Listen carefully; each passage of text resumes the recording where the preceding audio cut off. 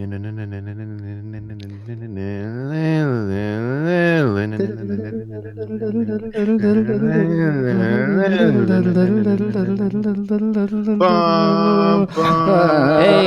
and welcome to the Acceptable Comics Podcast. My name is Dave Raposa, and his name is Dan Warren. And today we have a very special guest, the wonderful, the beautiful Brad Rigney. Thank you. Thank you. It's Brad. We wanted to tell you that just the other day, Brad released, his first tutorial in like 500 years or something like that. It's covering his approach to digital painting. It's available right now. We got a link in the description under this video that you can click. You can go right to that. 8 hours of content. You get to hear Brad's beautiful voice as he breaks everything down. Mm-hmm. It's of the image I have up on the screen right now. This beautiful chunky goblin boy. You're gonna love it. It's great. Chunky goblin boy. He's technically a hag spawn. There you go. Yes, and I go into a little bit of his lineage in the video. He's basically half hag, half ogre. I like it. Yeah, or human, depending. It depends on what kind of story you want to give it, because hags can make themselves look like beautiful women, right? So maybe it was like some stupid sap selling stuff on the road, and she convinced him to kind of come into her hovel, or she just went out as a hag and got some ogre drunk. And I like it because it reminds me of the beginning of The Witch, where the most vile thing ever happens, and the lady looks pretty close to what you painted. No, yeah. I loved that. Yeah, a lot of people call that stuff like highbrow horror or something like. It's like what, The Witch? Yeah, The Witch was really good. I love that they were just like, this is what pilgrims thought witches did, so we're just gonna do that and not add anything to it. Just like smash a baby up into jelly, rub it on a broom, Yeah, I know, but it worked, right? I was like, fuck, I wanted to turn it off.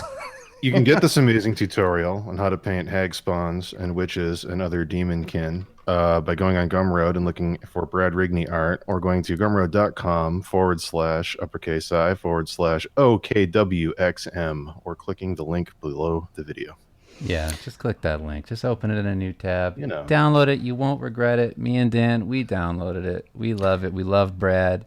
You might regret it. It's like 9 hours long. Hey, you son of a bitch. It's a lot. And I annoy myself after like 5 minutes, so good luck. If you want some company for a full work day and you think, you know what, I'd love to be friends with Brad, this is the closest you're going to get. That's true. Ever. I'll be there with you all day. Yeah. Like I said in the tutorial, you watch my tutorial. That's enough socializing for me. Guys, thanks for the show. I'll see you on the next one. Goodbye.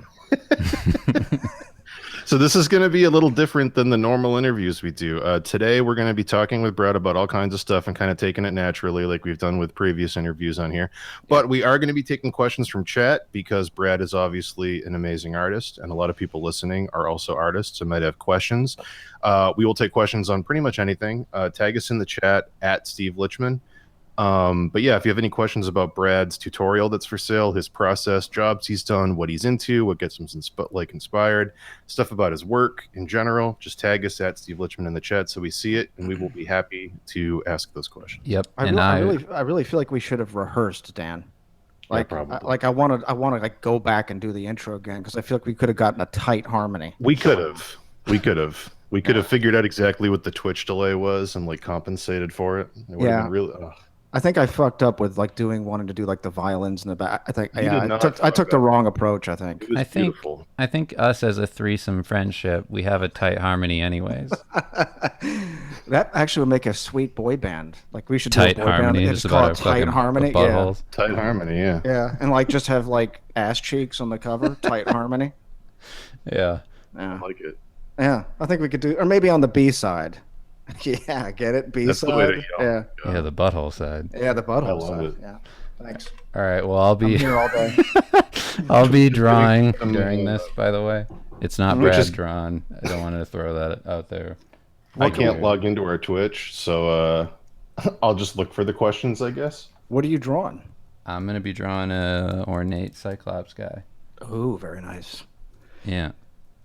Cyclops is hard to do. I've often thought about wanting to do a Cyclops, and and do it like in a weird way. Like I think I saw one Cyclops was like the coolest Cyclops concept I ever saw was somebody who basically they did like a blind giant and they had the eye floating over his head.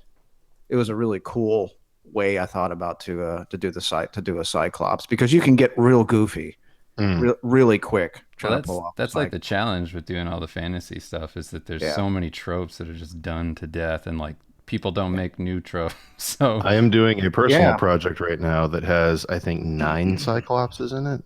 Holy shit. And I've had to find a way to make them not look identical, and it's been insane. But wow. Yeah, it's very fun. Wow, that's like the kind of thing I'd want to like slice my arteries over is trying to come up with that. I showed Dave and he was like, "Oh, I never realized how many Cyclopses were in this thing." And I was like, "Yeah, they're pretty much all Cyclopses." That was a kind of a challenge I had with there was like a Theros magic card I did a while ago. It was for I don't even know how you say it. It's the 100 armed creature, the Hecatoncheles or something like that. Yeah, that's him. Hecatoncheles. Yeah, that's the one. Yeah, the Shamalama Ding Dong. Yeah, we all know Shamalama. Right. Yeah, Shamalama Trunk Dong. Yeah. Right. Yeah, exactly. Triceratops Longadong. Yeah, that one. And but it has basically 100 arms. And I'm thinking like, how the fuck am I gonna pull this off? And like every time I tried, I'm like, wow, that looks really fucking stupid. And I just have to backtrack every time. I'm like, fuck it, I'm just gonna make them float. And it worked out. You know what I mean? It didn't look moronic. It's like, how are you supposed to put 100 fucking arms on something and have it make it look cool? But that's part of the fun of what we do is taking something that is so fucked and being like, okay, how do I make this palatable and like, oh my God, that's badass. It's like how do you do that? 99% of fantasy. Pretty much. Yeah, it really is. Or just concept art in general, you know? Yeah. It's pretty neat, especially when you get a concept that is not cool and like, I don't know. That's fun. It's fun, and it's also like, you know, you contemplate suicide as well when you're in the middle of it. I'm thinking like Shamalama or whatever is my favorite creature in James Gurney's Dinotopia.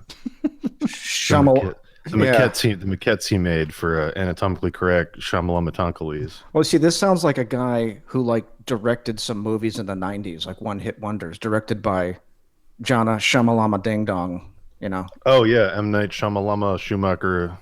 There's so many names that sound like that. Yeah. Well, what have you been up to, Brad? What's life? How you doing? You're beautiful. People haven't heard you do an interview in like 17 years. Good. That's good, man. That's great. Let's see. The tutorial was massive. Like I only talked a little bit about it, but it was basically my third or fourth attempt at trying to do one. Because I'd never done one before. I didn't know like how much was too much or how much was too little. And so like I tried some shit and it was like I had something like, I mean, it was retarded, like sped up. It was like 19 hours and I wasn't even halfway done with, I'm like, I can't do that. That's stupid. It was going like you have to speed it up like times 7. And no one's going to learn shit doing that. You sure, know Brad? Because mine's 15 hours. Well, you're an exception because you're an exceptional human being. Wow. I am not of your caliber. I'm talking about sub-caliber. Like the kind of artist that I am is far below the tier that you are. Perfect. I'm a perfect artist. Yep. I had to rethink everything because of Dave. It's true. Yeah. Haven't we all had to do that at one time in our lives? Yeah. Oh, let's get the nice awkward bit out of the way because I'm sure someone will mention this. We recently crossed the bridge from just friends with Brad to hiring Brad. To paint our Steve Litchman characters, and that was like the funnest fucking thing ever. Like, dude, I can't wait. I loved doing that. I mean, like, I don't know, the stuff I'm asked to do is so serious all the time. And you know, we talked about this before we really did the cards. Is that, and we've all talked about doing stuff really before the cards came into being. But having like a serious, realistic style like makes it perfect to do comedy shit. It was so, dude, seeing your versions of that stuff was so great. I can't wait to hire you to do more of them. I can't wait to do them because they're so fun to do because it's like, okay, I'll sit there and obsess about it. Like I told Dave about this, but doing Fat Bat on Dracula. I was pulling my fucking hair out over Fat Bat for like 2 weeks, right? Seeing you paint the chocolate lab was just the greatest thing ever. I got lucky with some of that. So happy. I got lucky with some of that. But yeah, I did a first pass on Fat Bat, and it was just, it was fucking frustrating because I was fucking it up. But like, I'm sitting there like, God damn this fucking thing. And like, I couldn't get it right. And I have these nights where I'd have to pack it up and, attack it the next day. But it's so fun. I'm losing my mind over this fat fucking bat trying to make it look like it works at the shot. And it's the most retarded looking thing I've ever seen in my life. It was like Christmas. David messaged me and be like, I got whips. I got whips from Brad. And I'd be like, load those up. Yeah, it was fun. So pumped. Doing all of them was fun. Really, doing Steve was a lot of fun, but really doing Flay and Drac were really the most fun. Just because, especially Flay, because he's so like dour. He's so. Hopefully, we're just gonna hire you to do all of them eventually. Well, it's a big line. Yeah, I'm dying to do them. It's dying crazy. To do the bullies. It's crazy to think that we've been talking about doing stuff together for. I don't even know how many years we've known each other. Long time. I think we started time. talking in like 2006. Am I wrong? I don't know. It feels like that. I don't think you're wrong. I think it may have been around 2007, 2008. It was right after I joined conceptart.org. It was, it had to be like 2007, 2008. Because I remember we had you on to talk right after I graduated. Right. Okay. But yeah. Yeah, so we've known each other for 10 years. Yeah, because the first thing we talked about, I don't know if I can talk about it or not. I guess I can. The drag cars thing. Oh, Dungeons and drag cars. We haven't told anyone about that, but yeah, we can talk about that. We have an IP that we've been working on in the background called Dungeons and Drag Cars. Originally, it was Dungeons and Drag Race, but we changed it where it would be like a D&D themed Mario Kart game where would like drive around on dungeon themed tracks and like. Dracula would have like a coffin themed car. It'd be so like badass. That would be so would have badass. Like magic missile spells and other things in them instead of weapons like in Mario Kart. And like, oh man, yeah. We have a whole bunch of concepts done for it, and like we just don't know anyone that can make games. But like we wanted to bring Brad on to do the Crypt Crawler, which would be the car for his character. Instead of the question marks, we have the die. Yeah, the 20-sided die, and then you'd hit them, and they'd roll in the corner, and then turn into a spell or an item you could use, or an assist, like a summon that could show up. But yeah, I'd get the critical fail every time that happened. I'd get the 1. We wanted it to look sort of like how Capcom did Darkstalkers, where like the fantasy monster creatures look really cool. That would be badass. I think what we finally came around to is that you guys were going to basically design all the in-game stuff, and I was going to do the ads. And we had this. Didn't we have a funny idea about like have it be like a 90s thing where like they're playing a game in their room and like there's a monster coming through the closet and they're like and it's like 90s like stupid bowl cut hairdos and everything. Yeah. And then I think what was it that what's the game that KK worked on forever? Didn't they basically do that exact same thing? And we were like, oh, weird. They did the exact thing we were talking with Brad about. Where like the monster comes out of the closet and he's like, hey kids, like it was Guild Wars. It was Guild Wars, right? Oh, okay. I played Guild Wars for a while. Well, the second one. I played the second one for a while. Have you played any games? Like, do you play games now? I wish I was playing with my friends a lot. I played well, they didn't play that one, but mostly I played a lot of Warframe with my friends just because it was a multiplayer, and it's a really pretty game considering how old it is. But then I also played a lot of Dead by Daylight.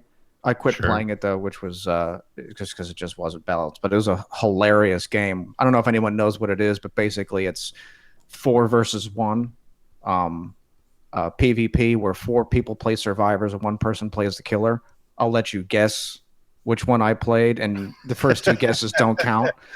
And it was just hilarious. It was just really fun to play, but it was very slanted against the killer, so it would be a little bit frustrating. And then I played Friday the 13th. Oh yeah, I heard that was fun. Yeah, it was fun for a while, and then they nerfed the shit out of Jason. I was like, okay, fuck this. It's worthless playing that. But it was really some of the kill moves were just hilarious. And it'd be the best part is like when you kill people, their mic would cut out like after you killed them, so they'd be sitting there screaming at like, oh, that's fuck awesome. you, man. and then like they'd be dead.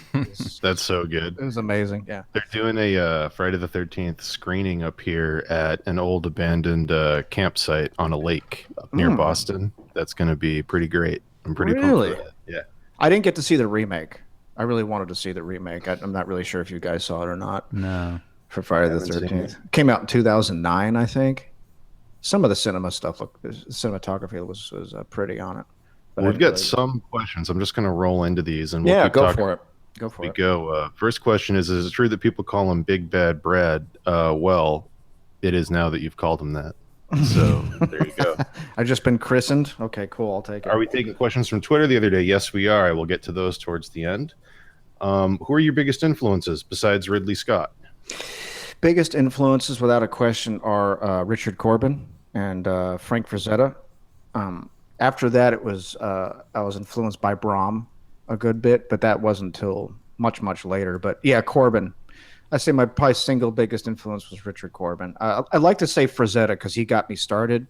Sure. Like my dad bought me. I think I was probably about 9 years old, so it was like 1979. But it was one of Frazetta's. I think it was maybe book 1 or book 2. Anyway, he came out with a series of art books, and he got me one, and that's all it took. And then from there, I discovered Corbin through Twisted Tales. It wasn't through the stuff he did with heavy metal. It was through his Twisted Tales comic books, which are phenomenal. And that's how I got introduced to heavy metal and discovered people like, Mobius and what's the other guy's name? Oh, God, I'm fucking getting old. I can't. But yeah, basically it started from there. That's awesome. What about like Corbin like draws you in, or what do you pull from still, you think? Like what about that kind of look and everything?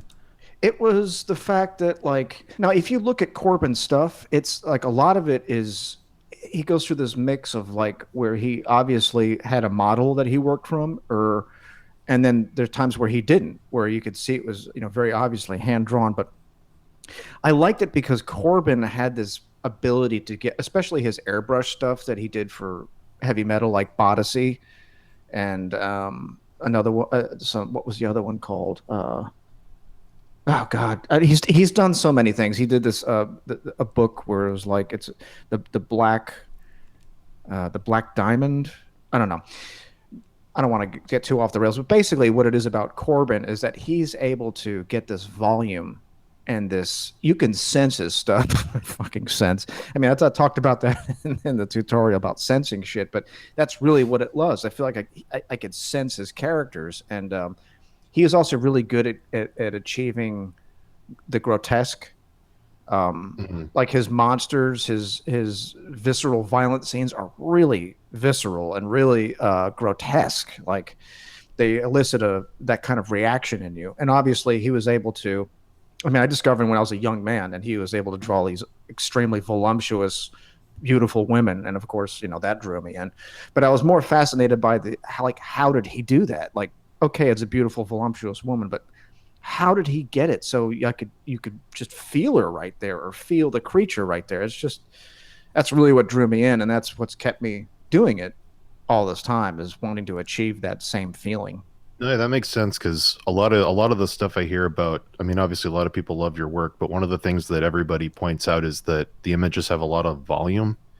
Like the space feels very three-dimensional. The forms feel like they really exist there. The lighting and everything, like that. Yeah, I can definitely see that influence. I'm grateful that comes across. I mean, that's something I shoot for, but it's like I look at my shit for so long. Like I spend at least 100 hours on stuff, and I look at it for so long that I just see the mistakes. And it's only after I look at, I have to not look at it for a while and then look at it, and I feel like I got that. But yeah, that's what I shoot for, and I'm glad, really glad that comes across. Oh, definitely. Josh Paul, thank you. Just subscribed. We love you. Thank you, Josh. I wanted to ask like a follow-up thing to that. So like when you're working on something, like kind of one thing that everybody asks us on here, and I'll throw it to you, is like, how do you stay engaged that whole time? Or like what kind of issues do you run into? Like let's say you're at the halfway point, you're like, you're 50 hours into the piece and you feel like not so great about it. What is it about it that keeps you going through the piece and feeling like there's something there?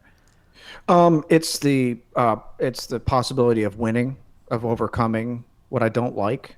and getting what I want out of it, that always drives me. Also, the fact that my name's going to be on it. Like, I want to create art that I'm proud of and that Mm. my clients love. Like, I don't want a reaction of like, yeah, that works. Thanks, man. I want like, wow, we love it. Or like, man, this is perfect, or like, this is great. When you get it, I mean, of course, getting the money is great, and that's what we're all working for, right? Just to pay the bills, of course. Yeah. But it's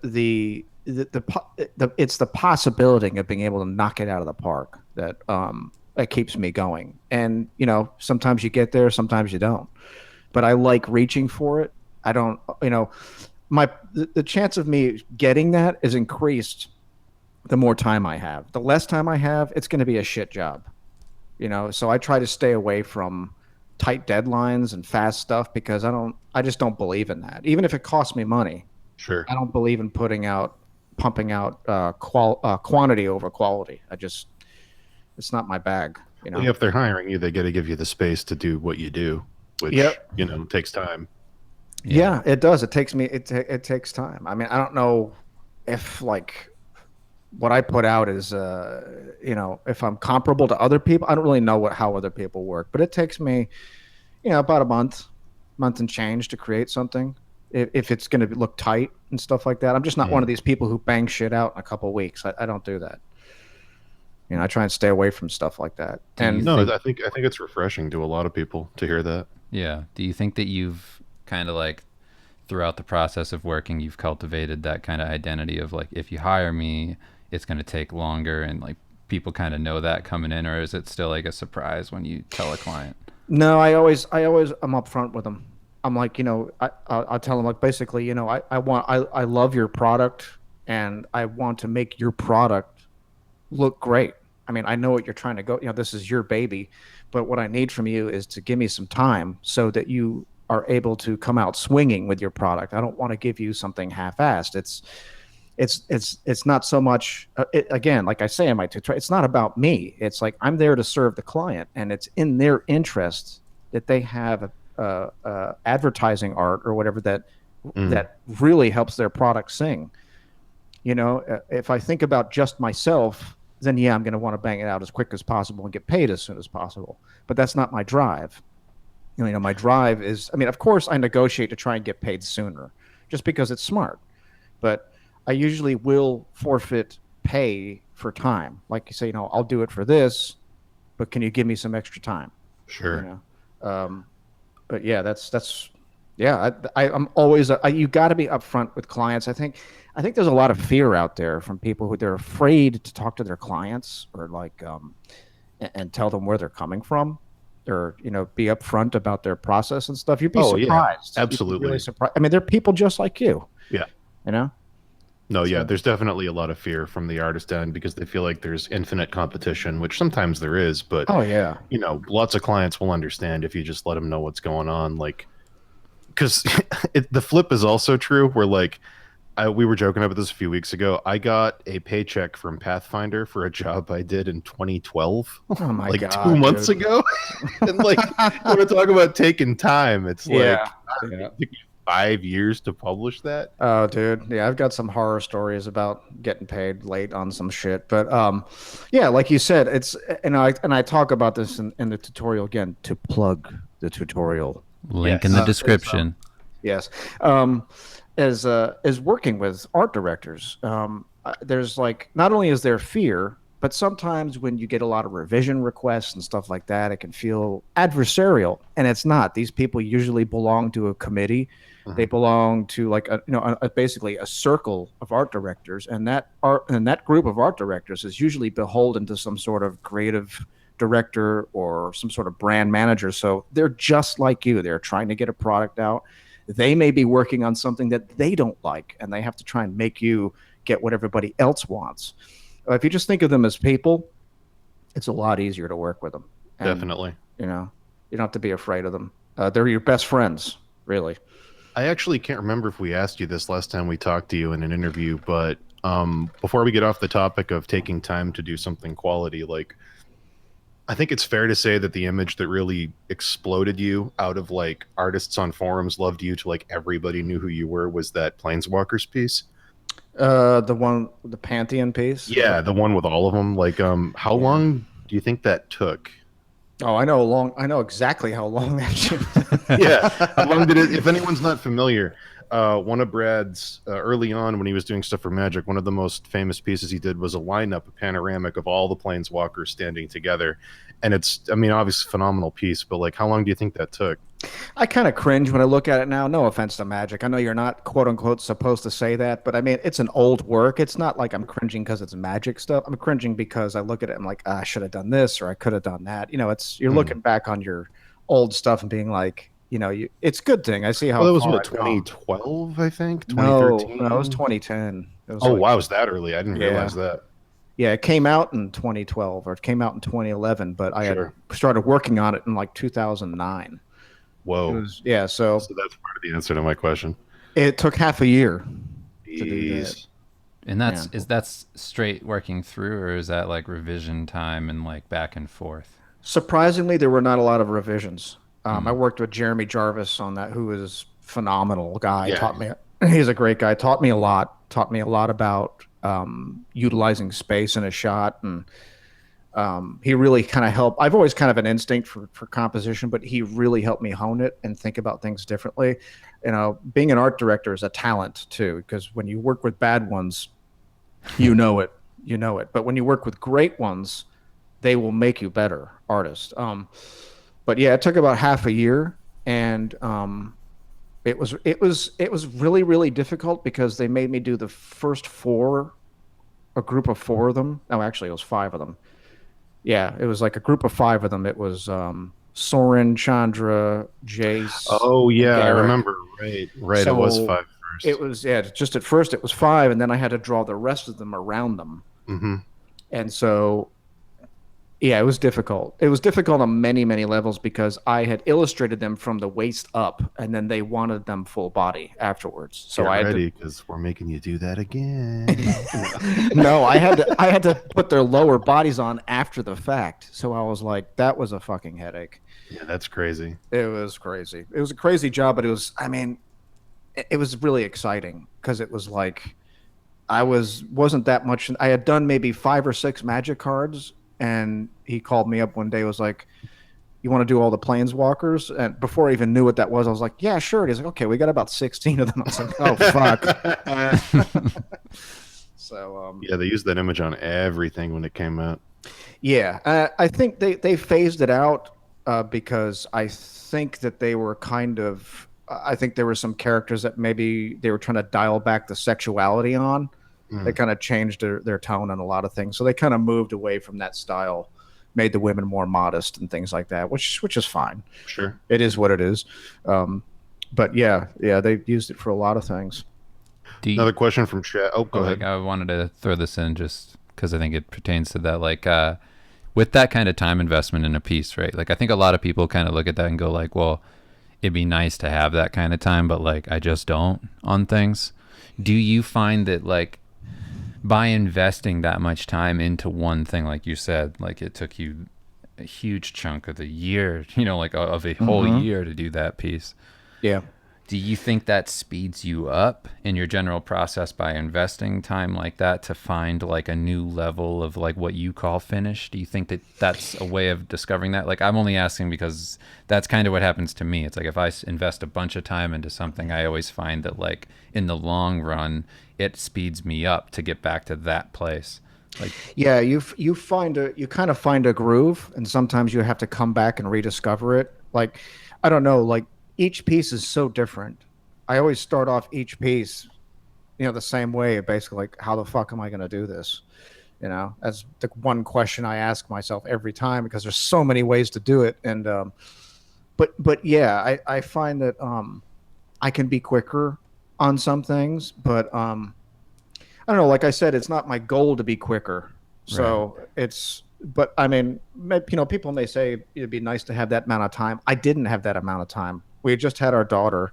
I was getting 4 hours of sleep a night, um, trying to get that thing done. Like, I'd watch her during the day.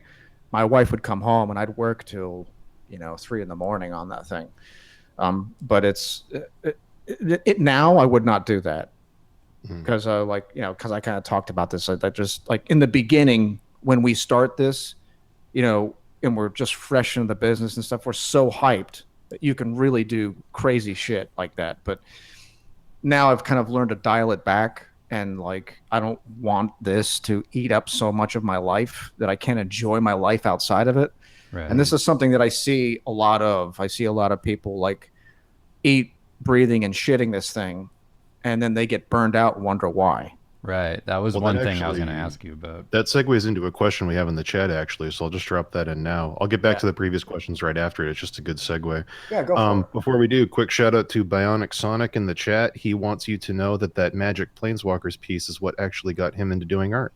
Oh, awesome! I see that makes me feel good that it has that kind of effect. You know, I know what that feels like. I love that feeling. I know what it's like to be inspired by somebody else. It still happens to me today to get inspired by other people, you know? That's awesome. Yeah. But yeah, from N. Waldinger, he says, how do you choose between wanting to be a great artist and putting in the time to do so compared to enjoying your life outside of art and doing new things? So right off what you were just talking about. Yeah, it's a great question.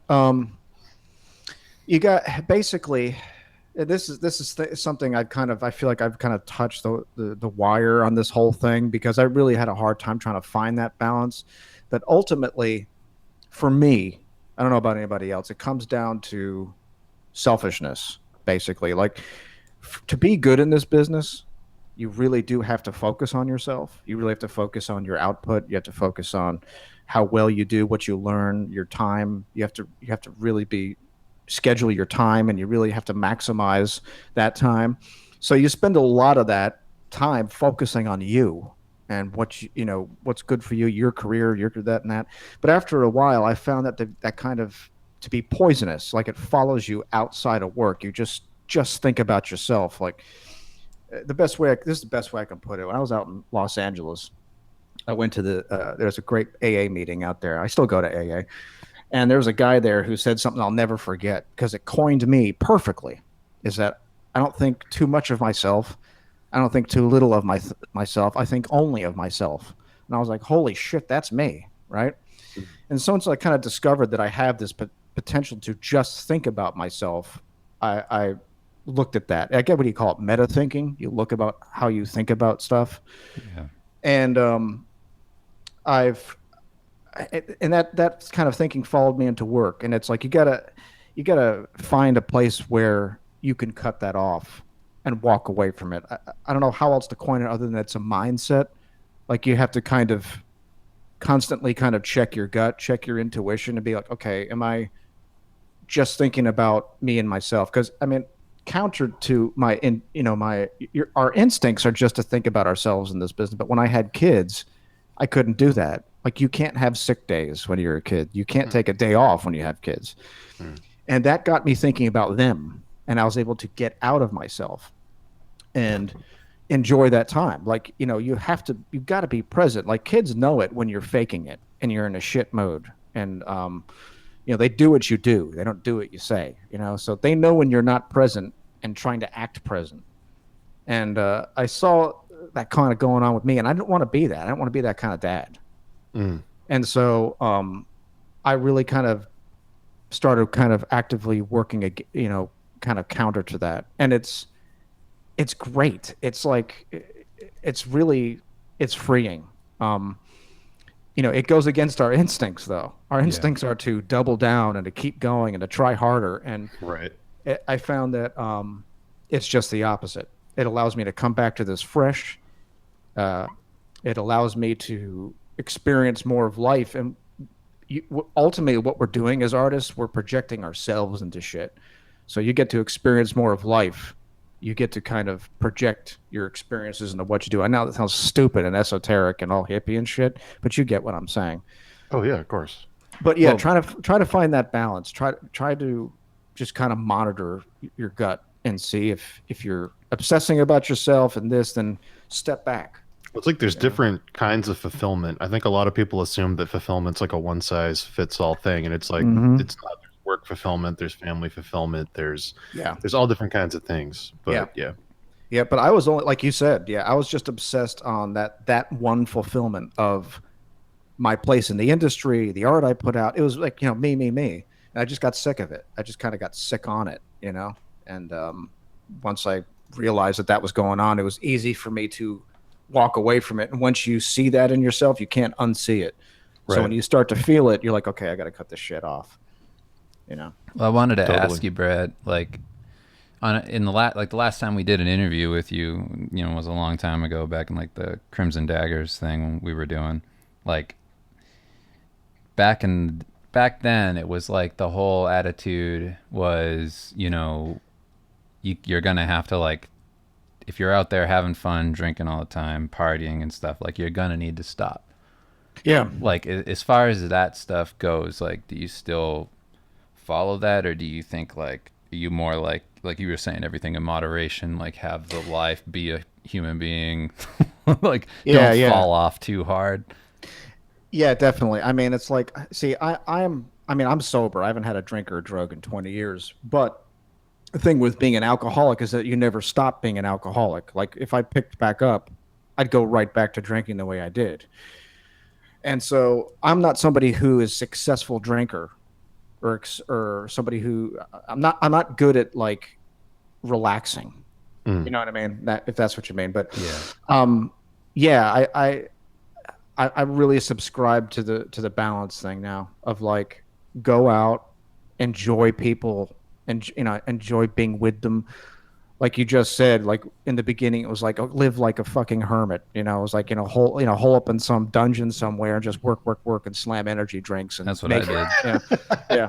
The energy drink phase. Yeah, the energy drink phase almost going to me. Cumberland Farms and getting lemon amps every day. Yeah, I remember that phase. Oh my God, yeah. Yeah, but I think there's some of that is okay in the beginning because you're so pumped. Sure. I think that's okay in the beginning. But I think once you start to get a little bit of momentum, dial that shit back, because you can get into basically that could become a habit, that could become a routine.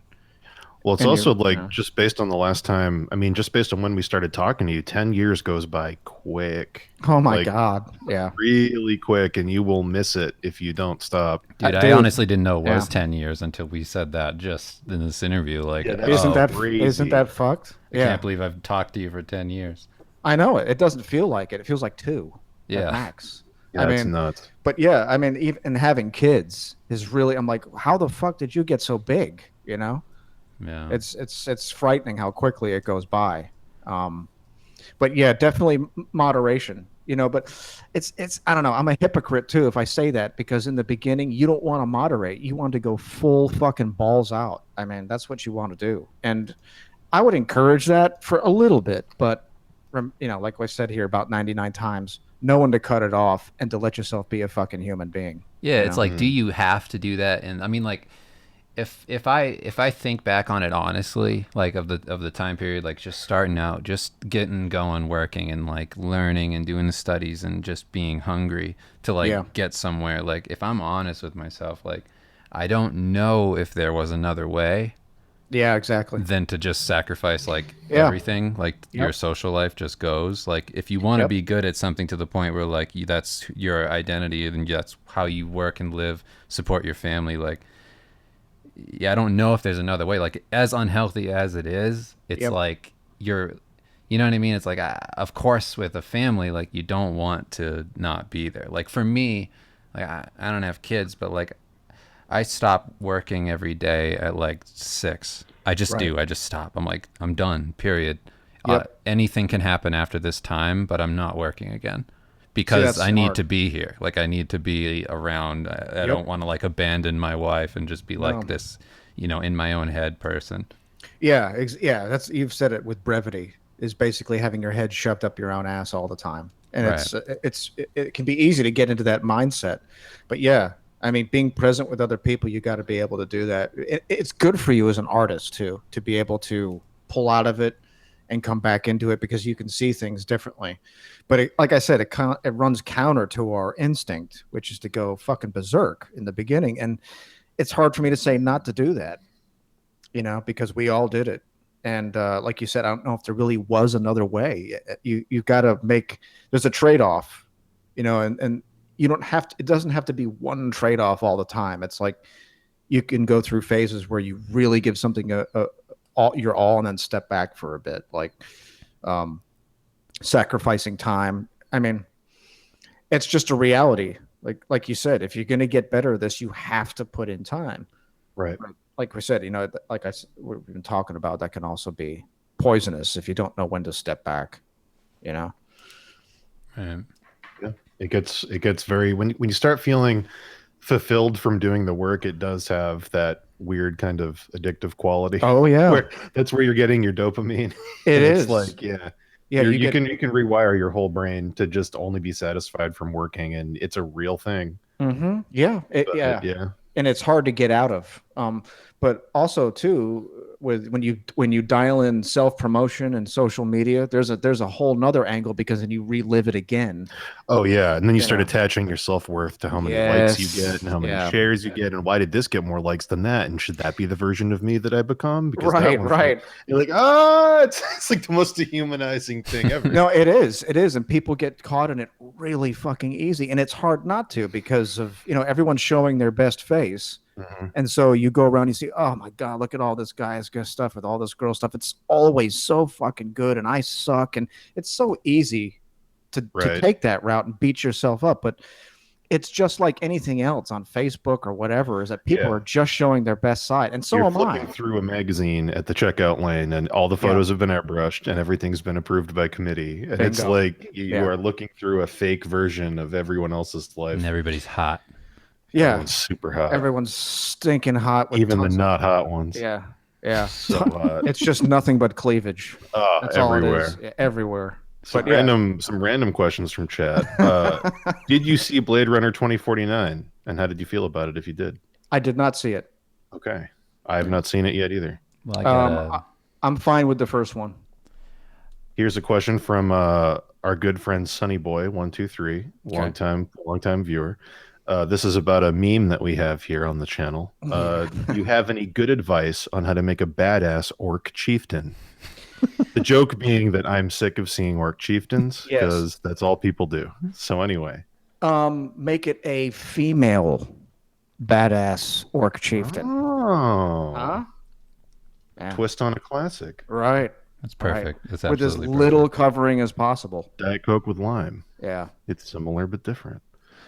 Yeah. How did we meet Brad? I think Brad appeared out of nowhere. He basically, like that scene in Excalibur where they throw the sword out into the lake and it's all foggy. Brad did that on concept art, and he was like, I'm a person who exists. I don't know if anyone's in this lake. I'm just throwing it out there. And then everybody was like, who the fuck is this guy? This is insane. I don't know about that, but most of us, I think Dave just, come on. Did you just cold call him, Dave? Because I think you just reached out, and then what did I do? I got an email from Mr. Delicious. Yeah. Oh yeah. That's right. And then we just started talking, and then we had you on for daggers. And I remember Dave used to talk to you on the phone a lot back when he was in New Hampshire. Yeah, and the thing is, what I liked about Dave is that, I don't know if this is going to sound douchey or not, but go ahead, man. Sadly, just go ahead and be a douche. All right, I'll do it. Here we go. Lean into it. Full on mass and gills. But basically, I would get a lot of notes from people, and it was great, and I loved it. But they talked to me like I was more than flesh and blood, and I don't like that. I do not like that at all. And Dave was like, "Hey, dude, what's up? Want to talk about art and shit?" I was like, "Okay, I can deal. I can relate to this guy." And it just kind of happened from there. We both had a mutual love for it. We were both up and comers, and it was like we were kind of like the freshmen of in high school. All the hot girls were taken, and we were just kind of sitting there left pulling our pricks together, and it was great. Each other up, man. That's the thing we talk about on here a lot, though, is the idol syndrome people get, especially people that are going to their first workshop. They always ask about, like, I'm really intimidated to meet these people. How do I not come off as weird? And it's like, that's really the thing, is like they're people. Like, that's it. That's just it. Yeah, it's that's basically what it boils down to. They're just people. But it's hard not to when you really love what somebody does. Like, I have a man crush on Matt Mercer. Okay, Critical Role. I fucking love this guy. I love him. I love what he's done. He's basically not single-handedly, because there's a lot of people on Twitch who are doing D&D and stuff, but he really brought it out of the shadows. Yeah. And made mainstream and showed role-playing games for what they are, because role-playing games used to be like, and not too long ago, by the way, they used to be like this, where it was like, you could admit to playing video games, you could admit to playing board games, okay, stuff like that. You could admit to playing card games, but once you talk about playing role-playing games, it's like you cross this invisible line where you kind of enter this nether realm of no return, where you're like, oh, you're one of those people. They play that's super true, right? Yeah. And he brought it into the mainstream and showed it for what it is, which is like, there used to be this stigma on D&D or any role-playing game where like it was antisocial and you were like this weird fucking munchkin who just cared about the shit on your character sheet. Sure. And he showed it for what it is, which is like an incredibly social game where you hang out with your friends and you just fucking cut up and make them laugh and do all sorts of like totally predictable movie shit. I mean, but anyway, so I understand the starstruck thing, because there are people like him where I'm like, wow, I mean, like I really admire what he did. And I can understand the mindset where you kind of look at them and like your brain kind of goes haywire because what they've done means a lot to you. But just like you said, they're just people, and but yeah, I like you guys, I really, I fucking hate the whole celebrity worship thing. Fucking can't stand it, Yeah. So just, talk to people with respect, realize that they're people. Yeah. And also like being on the other side of it, when I get like approached by people who send me letters. I mean, I get really, really nice letters and I'm super lucky. But there's that being on the other side of it. Like, I'll put it to you this way. If you meet somebody that you really love and you really admire, if you constantly apologize and constantly like walk around eggshells on them, they're going to sense it and it's going to make them feel uncomfortable. So just try and be as casual as you can. It's like when you meet a dog that you can tell was abused and it always shakes and pulls away when you try to pet it. And it being nervous makes you nervous. Yeah. And you're like, ooh, like this is a cool dog, but I don't know how I feel. Yeah, exactly. Yeah, you get afraid to like reach out and pet it. Like you're like, oh, this thing is really intimidated, and like I don't want to hurt it. So then you pull away, and it's like, don't be that dog, because it's gonna make people pick up on that and go, I don't want to risk hurting this thing. I'm gonna get away from it. Yeah, exactly. I mean, it's like I kind of talk about this in the tutorial, which you can get on gumroad.com. Search Brad Rigney art. There's a link below this video right here. Yes. Brad Thank Rigney, you so much. 8-hour tutorial. You can get it. It's beautiful. Worth every penny. Go get it right now. Worth all your pennies. Yes.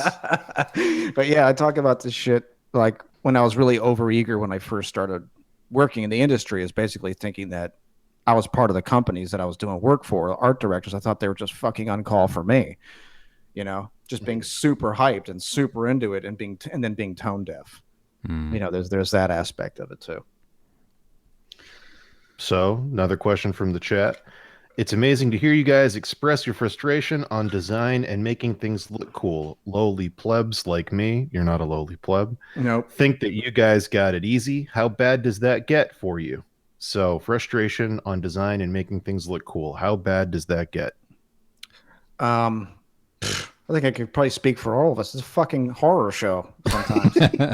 Yeah, it's a fucking disaster. And you're not at the summit till you're at the summit. It's the same thing. That frustration is the entire trek. And then when it's done, you're like, oh, okay, I guess it's over. Well, I don't think that ever goes away. It's like the whole thing of, you're always trying to do something cool, different. Like you're trying to do a spin on something. Like it's the whole process of like figuring it out every time you start a thing. It's like it takes a while to find your like rhythm in that. Like, what do I do that's different? Yeah. All right. So if any of you guys have seen Alien, when she's trying to escape at the end and there's like red light bling, it's like, and she's trying desperately to escape and get out. And then like, she finally kills the alien, like, jettisons him out of the, she's like, oh, fucking thank God. That's what it's like to do concept art. Great comparison. And then you just go to sleep. Yes. And then your daughter grows up and dies and you never see her again. Yeah, exactly. And then the company sends you back. Yeah, it's basically sheer panic and frustration until you get to a place where you know that you've tapped into whatever it is you have to tap into to make it that's sing. A really good metaphor for what we were just talking about. You Yeah. miss your family. You don't get to see your kids, and then the company's like, "We got another job for you. You gotta go back." Right. And Yeah. Go out and check. Yeah. There's a distress signal on LV 426. You got to need to go good check it out. segue to another Yeah. question we had in chat, which is the real question: alien or aliens? Oh, Alien. There you go. You got Yeah. your Yeah, answer. alien all the way. That atmosphere. Yeah, you can't fuck with that atmosphere. Now, no disrespect to James Cameron. Everyone loved Aliens, and it was great, but it was very much centered in action. James Cameron is the king of sequels. Like Yeah. Terminator 2 and Aliens are the two best sequels to the Hmm. movies that came before them ever created, I think. Absolutely. Yeah. Like he's so good at that. But yeah, that atmosphere in Alien can't be You beat. can't beat it. And again, I talk a little bit about this tutorial. You don't have to plug it, but basically, what Ridley Scott did in a lot of his. Go to gumroad.com, search Brad Rigney Art 8-hour tutorial. Hag Yeah. spawn. Get it. Yeah, don't plug it is AKA plug the shit out of it. No, Get but it. the atmosphere that Ridley Scott gets in his early movies like Oh, Legend, Legend is like Alien, he I'm like in a used sauna when I watch Legend. I'm just like yeah, it's surrounded by steam. just immersed in the fabulousness. But yeah, he would basically burn beeswax, I think, and it would create that thick like fog. And it's like you recognize it's there, but your brain picks up on how much it changes everything. But yeah, you can't fuck with that atmosphere. I don't know if you know this, just a random fact for anyone listening. There was so much atmosphere in Legend that it blew up the soundstage that they were making it in. Did you know this? I did not. They brought in so many real trees and plants to and like used so much steam and burned so much stuff to make the atmosphere for the forest shots in Legend.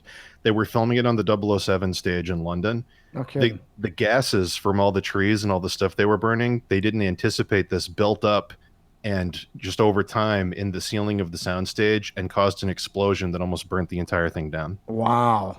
That's how much atmosphere Ridley Scott got into that movie. That's some fucking atmosphere. Yeah. Like it's so Dangerous. thick you might die from it. So thick Right? it's gonna burn down the place you're shooting the movie in. Hey, That's Brad. your bar for I atmosphere. did not know that. I knew that they built everything on the soundstage. If you think about that, you go back and look at that film. That is fucking crazy. If you Yeah. go, but that's all soundstage. It's Brad, amazing. They brought in like real animals and shit. how Yeah. important is like, I know this is mainly because I know other people think this. It's like you're in every single one of your paintings, like, obviously you're a fan of all the atmosphere and like the movies Oh and yeah. things like that. But it's like, but you focus a huge amount on that. How much do you think Yeah. about that? How much of it is instinctual?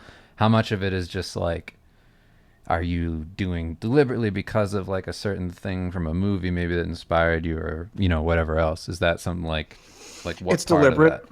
It's deliberate. It's something I go for. It's kind of something I want to make, I guess, mine. It's not really mine, but it's something I like to look at. And I think it's really that simple is part of it too, is that we focus so much on what our client wants. You can also draw what you want to see too. That's another way to look at defeating difficult concepts that you have to, a problem that you have to solve for your client is like, we want this character in such and such area or, environment or whatever. And there's an invitation there for you to put in something that you think is fun. And that for me is putting in the atmosphere. Yeah, it's deliberate because for several reasons. One, because I like the mood that it creates. Two, because it makes the character really pop out and shine. And it kind of you can make a somewhat busy background, but if you stagger it back in the fog, it takes less. It's not doesn't become an eye trap. Like if you notice in a lot of art, and I did this in the beginning too, is that I wouldn't stagger it, and the background becomes an eye trap. Like your eye goes places where it shouldn't, and it Right. doesn't focus just on the character. And putting an atmosphere can really help you pop that character out. Um, in a lot of different ways. But I just put it in there just because I like it. It's just a feeling I like. You know. Yeah, just something you've always gravitated towards. Yeah, it's Corbin did it too. He had a lot of atmosphere, and it simplifies your shit. It's like I see a lot of busyness out there sometimes, and I don't think you don't have to do that. I think there might be like a tendency to like people don't feel like that enough of the space in the drawing is activated. Right. You can have it both ways. You can have atmosphere and have there be interesting stuff in the background. There's a weird parallel with it too, because I think a huge part of the stuff that influenced you and a lot of other people that, you know, fall back on stuff from the 80s that we loved when we're thinking about what gets us pumped is you don't connect the dots usually when you think about it, but atmosphere is such a huge part of that because people were trying to make stuff work on a budget. And if things didn't look great, the best way to make it work was to add atmosphere to things to kind of obscure it. So like if you're thinking of any movie by what's his name, Big Trouble in Little China, Escape from New York, John Carpenter. John Carpenter. Oh yeah. The Fog, obviously. It's just like the amount of stuff you can make look believable and feel intimidating and feel lived in just by adding that extra layer of depth. And it also, in the same way, it works for art, because then you don't have to render every single thing in the background. You're saving, the same way they're saving money on a set using atmosphere, you're saving time. So it's like it just works really well. So much of the stuff from the 80s that worked, that fine line of stuff that became shitty camp everybody laughs at to classics, is just comes down to how they utilized atmosphere. Yep, it's totally true. Yeah, a lot of it is exactly what you said. It's because, okay, we don't have a budget for this, so let's just put a shitload of fog in a spotlight. Some blinking lights to imply there's something back there. Right. I mean, like, and it doesn't even make sense. That's what also drives me nuts. Oh yeah, the whole realism argument thing is that you look at something like The Fog, right, and like, okay, where the fuck is the light coming from? It's borderline comedy. How you much don't care. fog rolls into that town, and you're just don't like, give oh, a shit. Yeah, you don't care. No, at the end, like when they come into the church, it's amazing. Like, yeah, who the fuck's got the spotlight in the back? They have like, you know, a roadie with them or something, right? No, but you don't care because it looks so badass that they're just standing. I mean, it's just characters standing in a church. Right. Yeah. It's not overthought. So it's not overdesigned. So your idea is to like only service, like, I mean, I think about this too. It's like you're servicing the thing in the image. It's like, and it doesn't matter how you get there. Like you can play with whatever rules you want, including breaking the rules with lighting, and doesn't need to matter. No, it's you're going for coolness. You know, you're basically going for something that looks cool. It doesn't have to be plausible, but it's just as long as there's suspension of disbelief. Also, you got to think about it too. Think about it, how consumers look at stuff. Consumers are not generally artists. You know, they don't give a shit, like, whether it's real or not. Very good point. As long as it looks cool, that's all that matters. So that's what you're drawing for. You're drawing for, I mean, if you want to do this commercially, I'm talking about commercial only, and this is just my opinion, you know? Sure. You're doing it for the art directors. You're doing it for the people who buy their product. And you have to think about that, you know? Well, it's like, little kids in the aisle at Walmart aren't going to go, I really want this Innistrad pack for Magic the Gathering, but the lighting and the directional ambience isn't actually like, no. Yeah, exactly. Like, is it cool? Yeah, her armor really just is not realistic. Right. Mom, I'm just going to pass on it. Yeah, that's not going to fucking happen.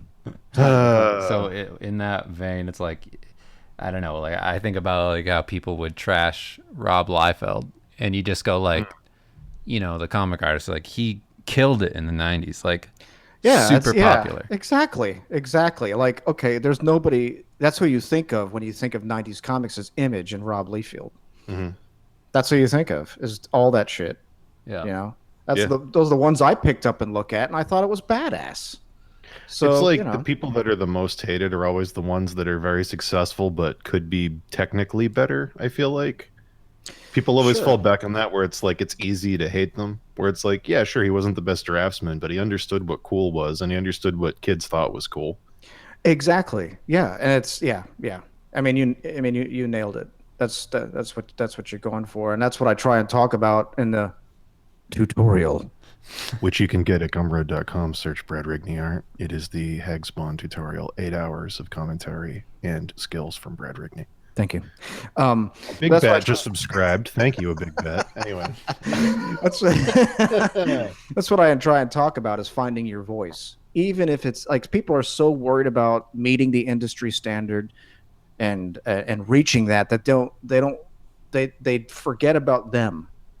And that can happen too once you get into the industry and you start competing into the industry. You get caught up in what your client wants. I mean, naturally, you get caught up in what they want, trying to deliver. You can forget about what you like, and you just get caught up in competing, and that's a trap.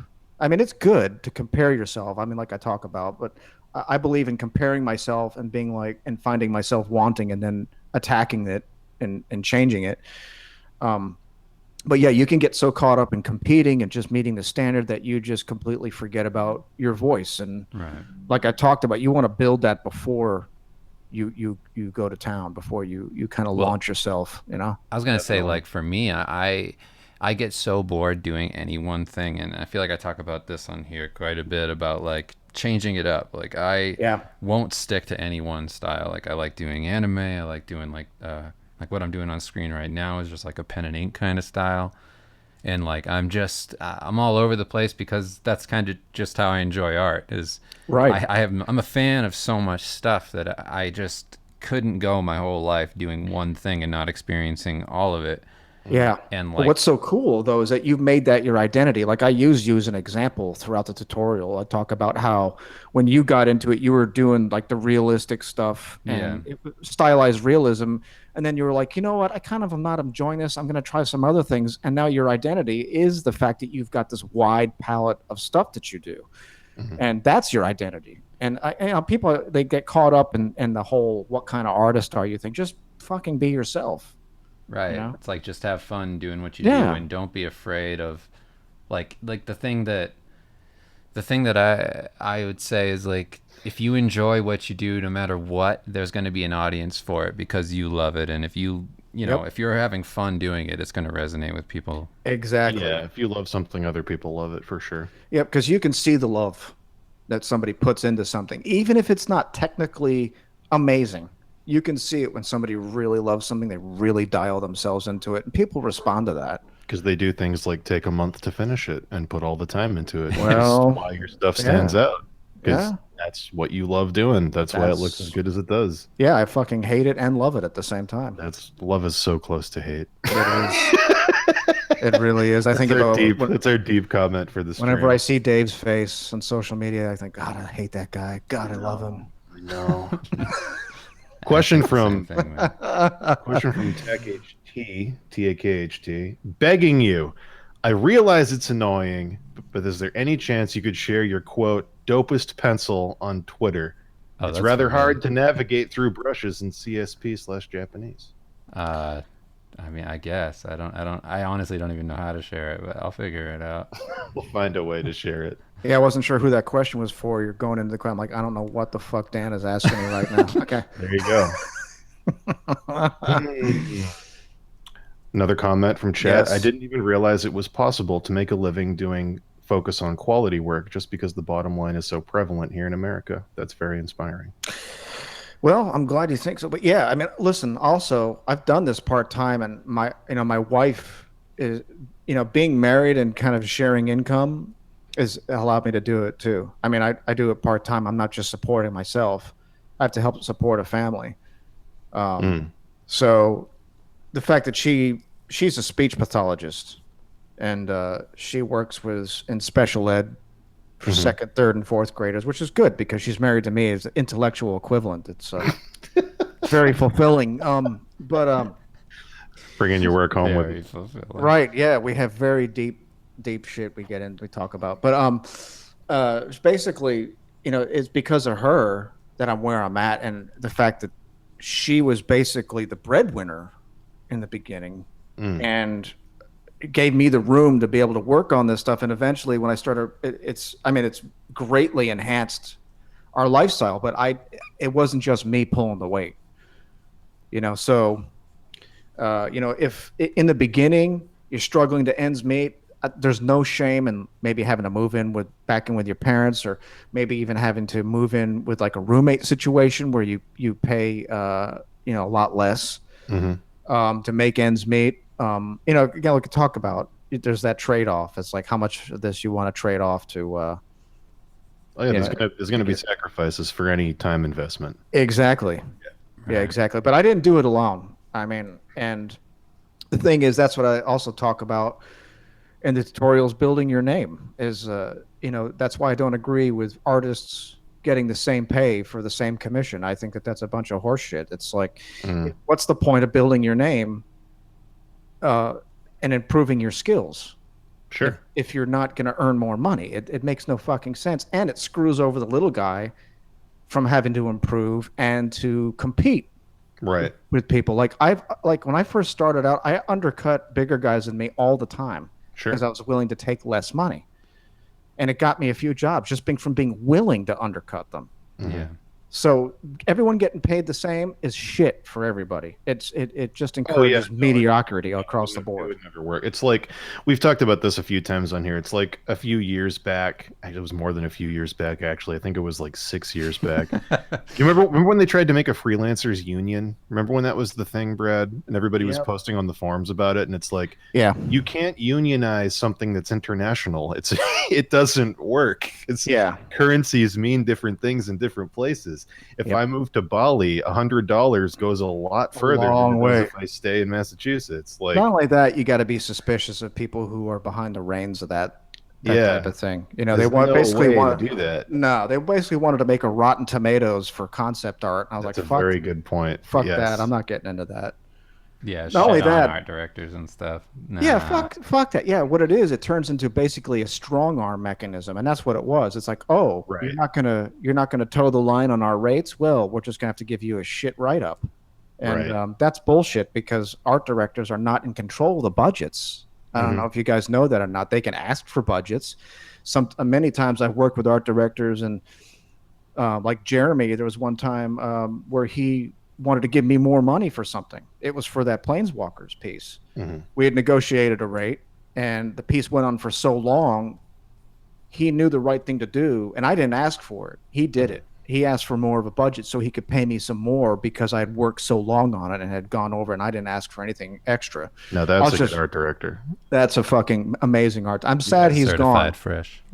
Yeah, I'm sad he's. I think he's happier doing what he's doing. But he was a really just fucking phenomenal guy to work with and work for. But they have to ask for more budgets. So that's what pissed me off about that whole movement. Is like you guys aren't even representing this thing accurately. Right. So. Follow-up question on the time commitment it takes to finish pieces from our good friend Bogsloth. Hey, Bogsloth. Bogsloth, that's a good name. It's a great one of our favorite names on here. I want to draw that Bogsloth. That'd be actually a very good piece. Yeah. When you spend so long on something, how do you know when it's done? It's a feeling. When I start getting a feeling that like to add more to it would be wrong.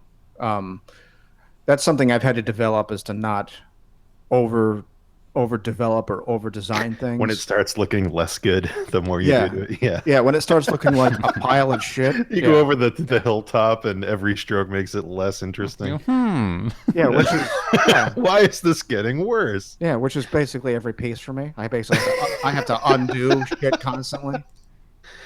Yeah, but basically it's listening to your gut.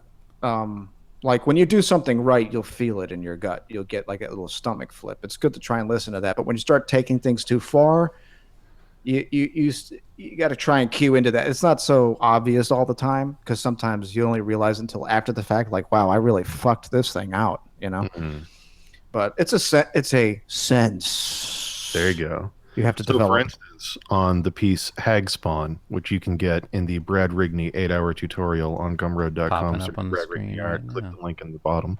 Brushes included. 8 hours of commentary. How did you know when you were like, okay, I've completed what I set out to show in this tutorial and this is ready to go? Towards the end, when I was working on the splatter, there's like a aspect of him on his shoulder where I wanted to make it look like he wiped blood on himself. When I felt like that was starting to crowd things a little bit is when I shut it off. I actually went back and took a little bit of that stuff out before I posted the image, just because it was feeling too hot.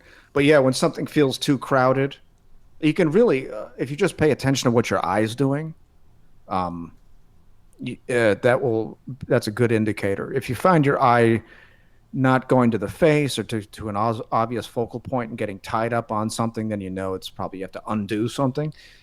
And atmosphere can help for that too. Atmosphere really helps you simplify things. It's I mean, some people may say it's a crutch. Yeah, great. It's a fucking great crutch that I use all the time. You know, I'm gonna use it until it's broke. You know. Right. Yeah. Yeah, it's good. It works, and it That's makes it. the piece feel good. It's like, what? I don't know. There's no downside to me. No, no. Interesting comment in the chat. I just realized that Brad didn't list a single old master in his list of inspirational artists, which, yeah, but when you think about it, Frazetta studied at a classical school, studied a ton of Michelangelo and other Yeah. stuff, if you watch any documentary on him. So, Like 8 years old, I think he yeah, started. what was the story? His like teacher ran down the hallway and said, "Mamma mia, we've got a genius," or something. Something like yeah. Yeah, Basically, he's it really was that. I'm not making that up. yeah.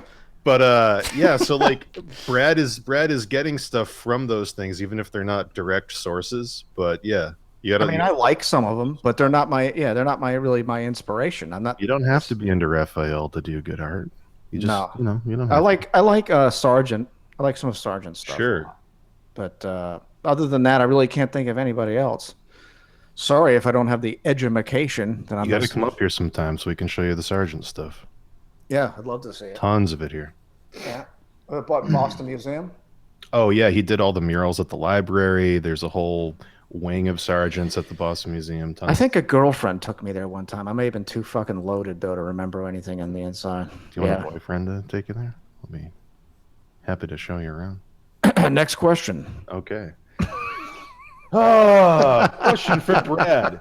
How do you handle the fear of failure on 100-hour pieces? Like you've worked on something for less than 40 hours and all of a sudden, or more than 40 hours, and all of a sudden you're not so crazy about the composition, pose, lighting.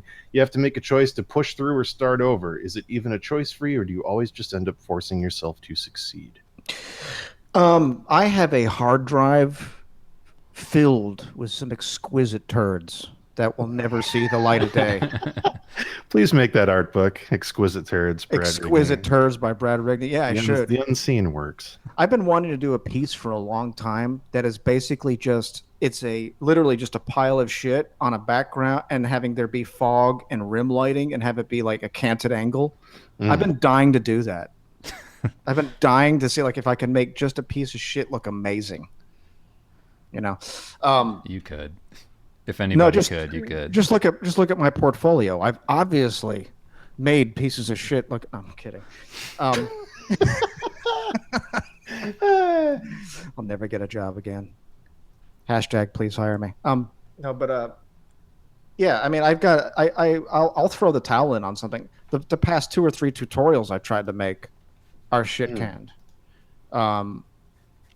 I know when something's not working, and I'm one of those people. I'm not afraid of failing, so it's not like I have to worry about that. I embrace that. The sooner I can embrace the idea that I'm failing, is the sooner I can correct it.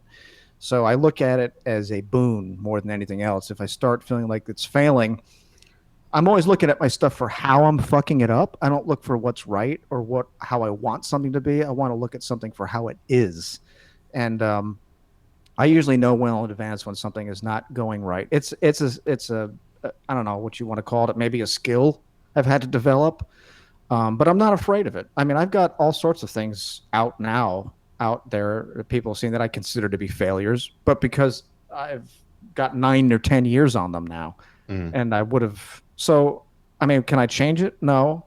The best route to failing is just accepting the fact that you fail, and you're going to fail all the time.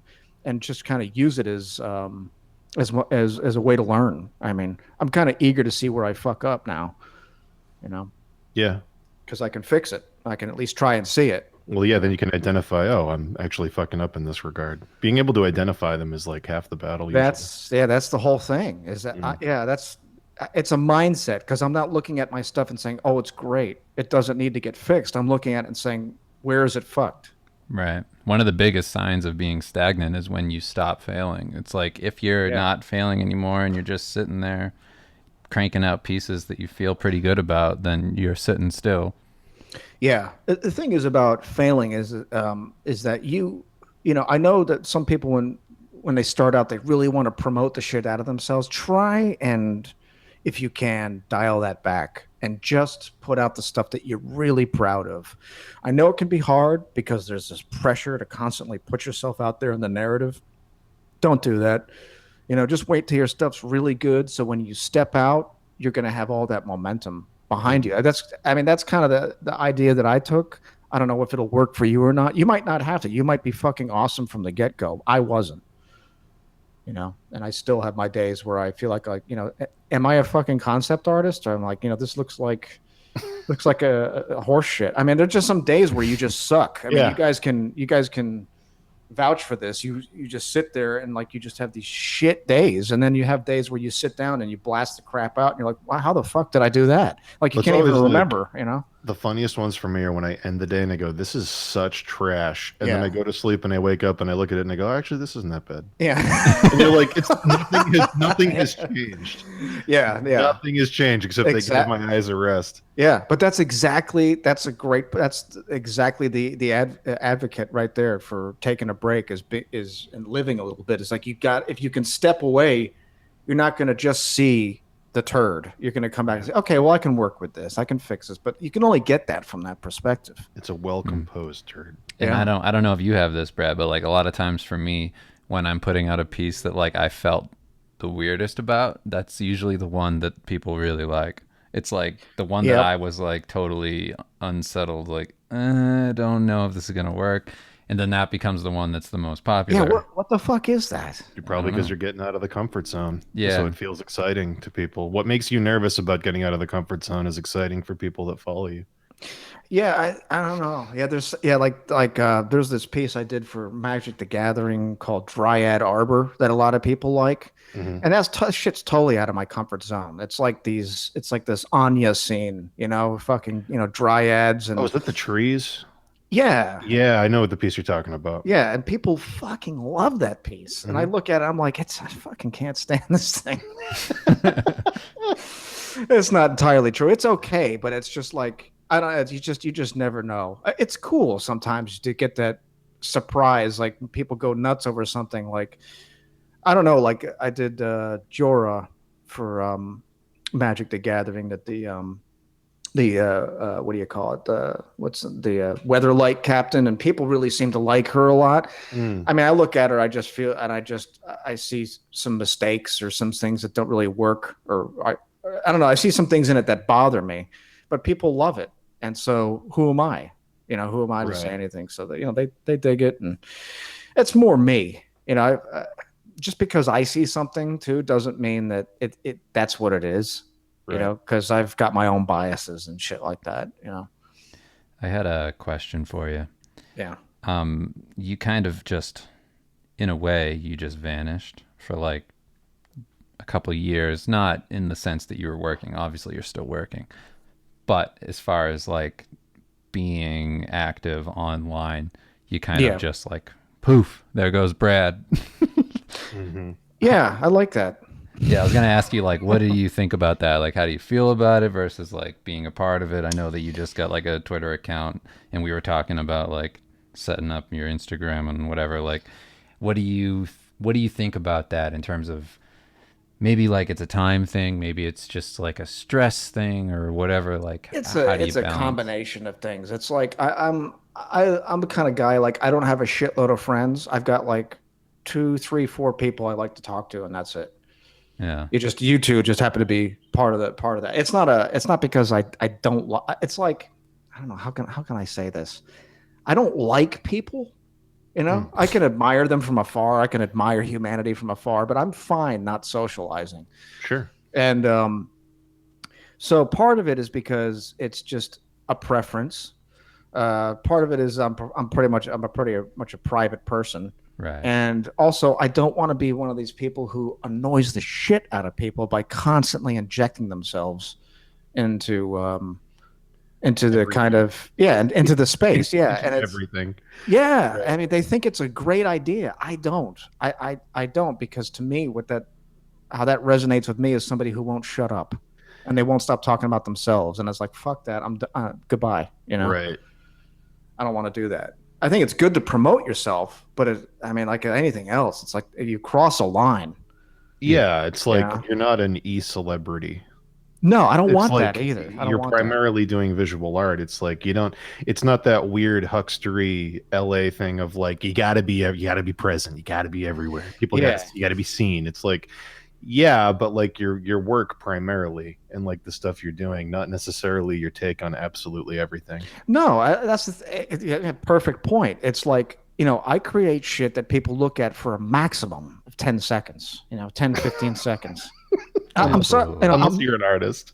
Yeah, I'm doing entertainment art. I'm not curing cancer. I'm not a fucking politician. I'm not, I don't hold a powerful, important place in life. I'm just some schmuck doing art. And, that's it. I'm going to post the art and goodbye. Now I'll have, what I like are meaningful interactions. Like if somebody contacts me and I've been lucky enough to have this happen where they're struggling with drinking or drugs and they weren't trying to get their art career going, or they're not trying to get their art career going, but they're struggling with that stuff. I would much rather talk to somebody like privately about that than any. That's my idea. I'd rather socialize like that. It's a quality versus quantity thing. Sure. Meaningful connections versus just blabbing about shit that I don't care about. I don't, yeah. Yeah, it's okay to admit when you don't care about stuff. I think a lot of people have a hard time coming to terms with that. I don't care about a lot of shit. On that note, follow up from Bog Sloth. Congrats on the AA stuff too. I was raised by 2 recovered addicts, and I was raised with a lot of the lessons from the big book of AA. Yeah, yep. It's it saved my life. Also on that note, thanks for doing this interview. It really helps make the struggle easier. It's hard when you see great art to realize it's just a normal guy who worked their ass off. That's really what it is. And so many people see stuff out there and they just think that that these people who are concept artists and do it professionally, they think that they exist in this exalted space that is only reserved for celestial beings among us. It's not. It's totally within reach. It's just like we talked about. You're going to have to sacrifice some shit. I think a lot of that came from back in the day when we were all on concept art and there was the top row of like the pantheon of like, these are the greats. Yeah. And to be great, you must be among them. And it was just like, yep. They're on like they're separate. It was when everybody was gladiators. Yeah, exactly. It's really true. It's really true. I think that may have come from there. That's a good point. I kind of traced it but the thing is, there are people who want that thinking to continue. Yeah, which is weird to me, but to me, it doesn't help anybody but them. So the sense of healthy competition and everybody competing to get better and learning from each other is great. There's a weird line it can cross though. Yeah. Where it becomes too competitive and it gets like, it's really weird. Yeah, it gets too competitive, and also there's a kind of a mentor culture thing going on now, which I totally disagree with. Sure. I don't begrudge or have ill will towards people who do it. It's just that's not for me. I would never mentor somebody because I don't want to teach them my biases. I don't want to. It's like they're not me. I'm not them. Mm-hmm. And that's what I'm going to teach. I'm going to teach how I do stuff, and they need to figure out how they're going to do stuff. No, it's a good take. It's like I could give them assignments and shit like that, but I don't know. I don't believe in that. I feel like that robs the person of the trial, the frustration, and I hate to say it, but the suffering. It's like, we all got where we got because we suffered. And when you try and mitigate the suffering, well, you're going to mitigate the learning. Right.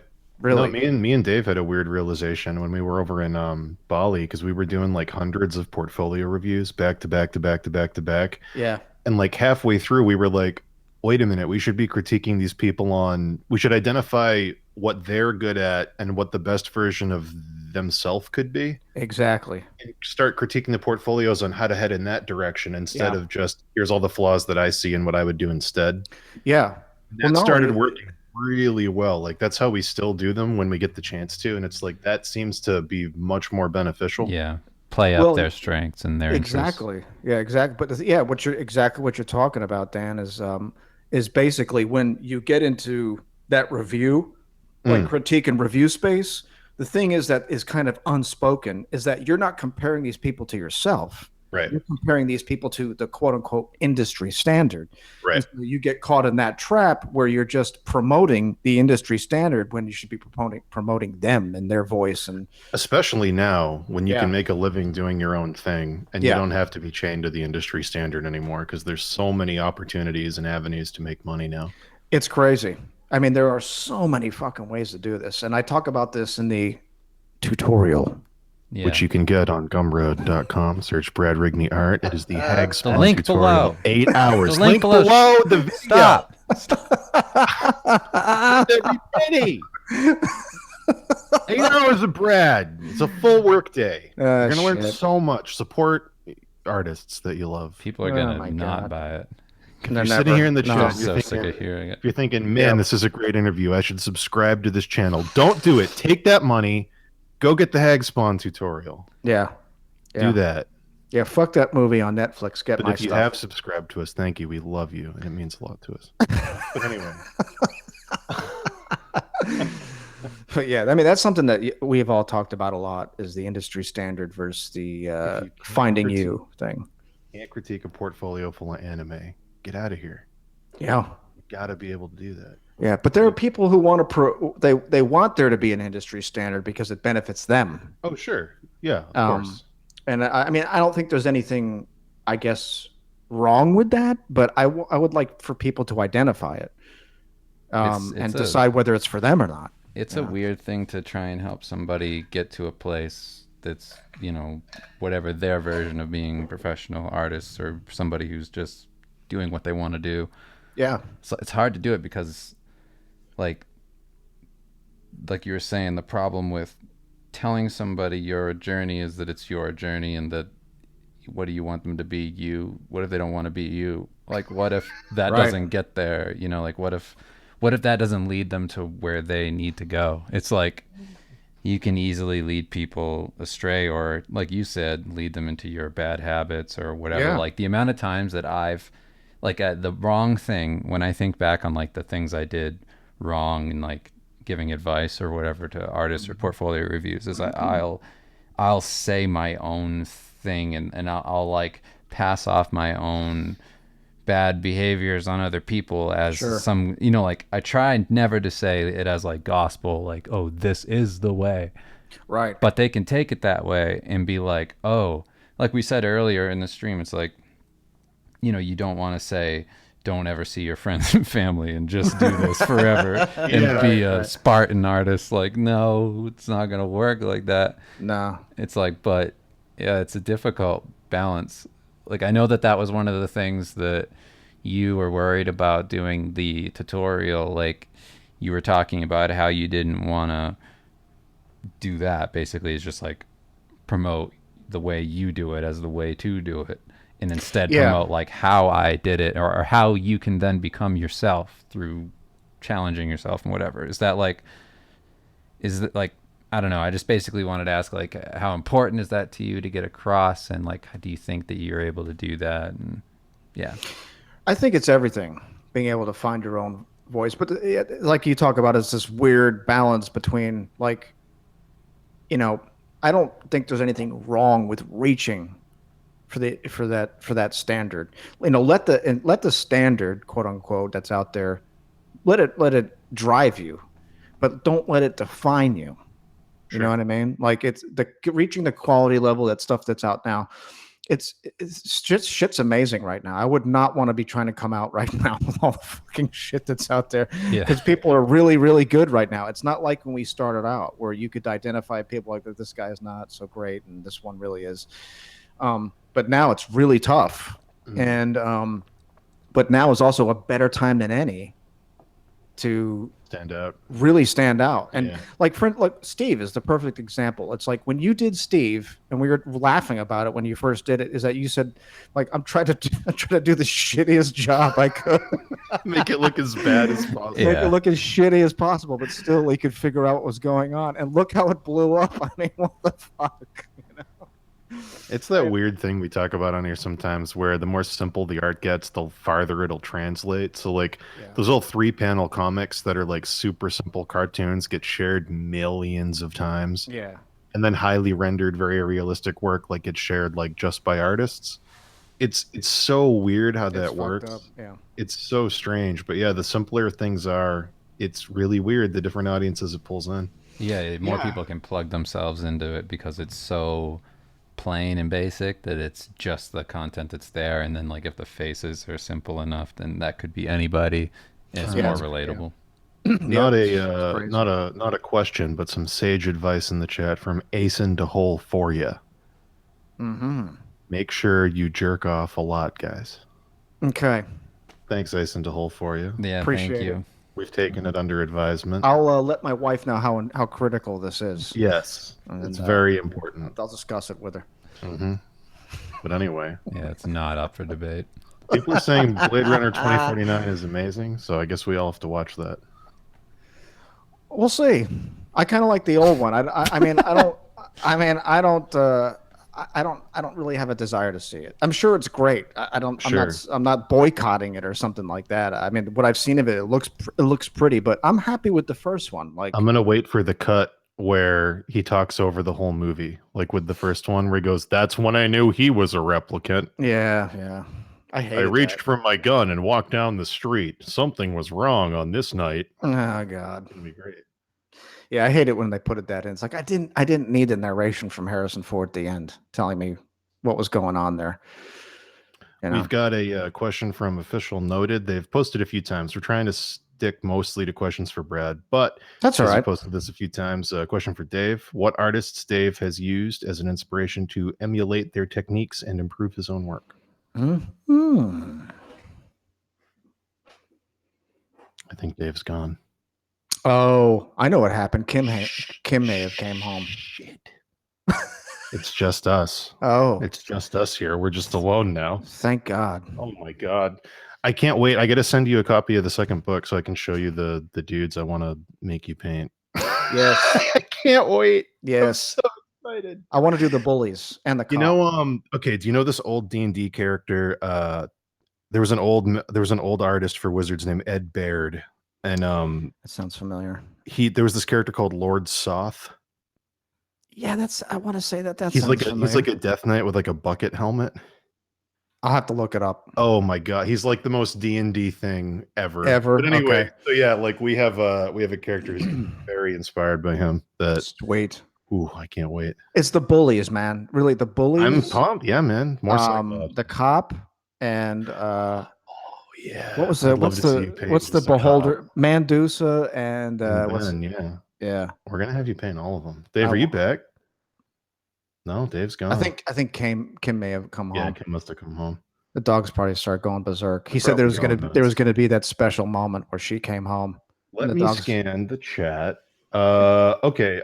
Question for you, Brad. Are you going to be at the supposed rumored Massive Black Workshop this fall? Which, even if you were going to go there, if it hasn't been officially announced, I don't even know if you could answer that. Can't answer. Okay, there you go. Yeah, I know of the rumor, but that's all I can really say. I didn't know that there was even a rumor. That's cool.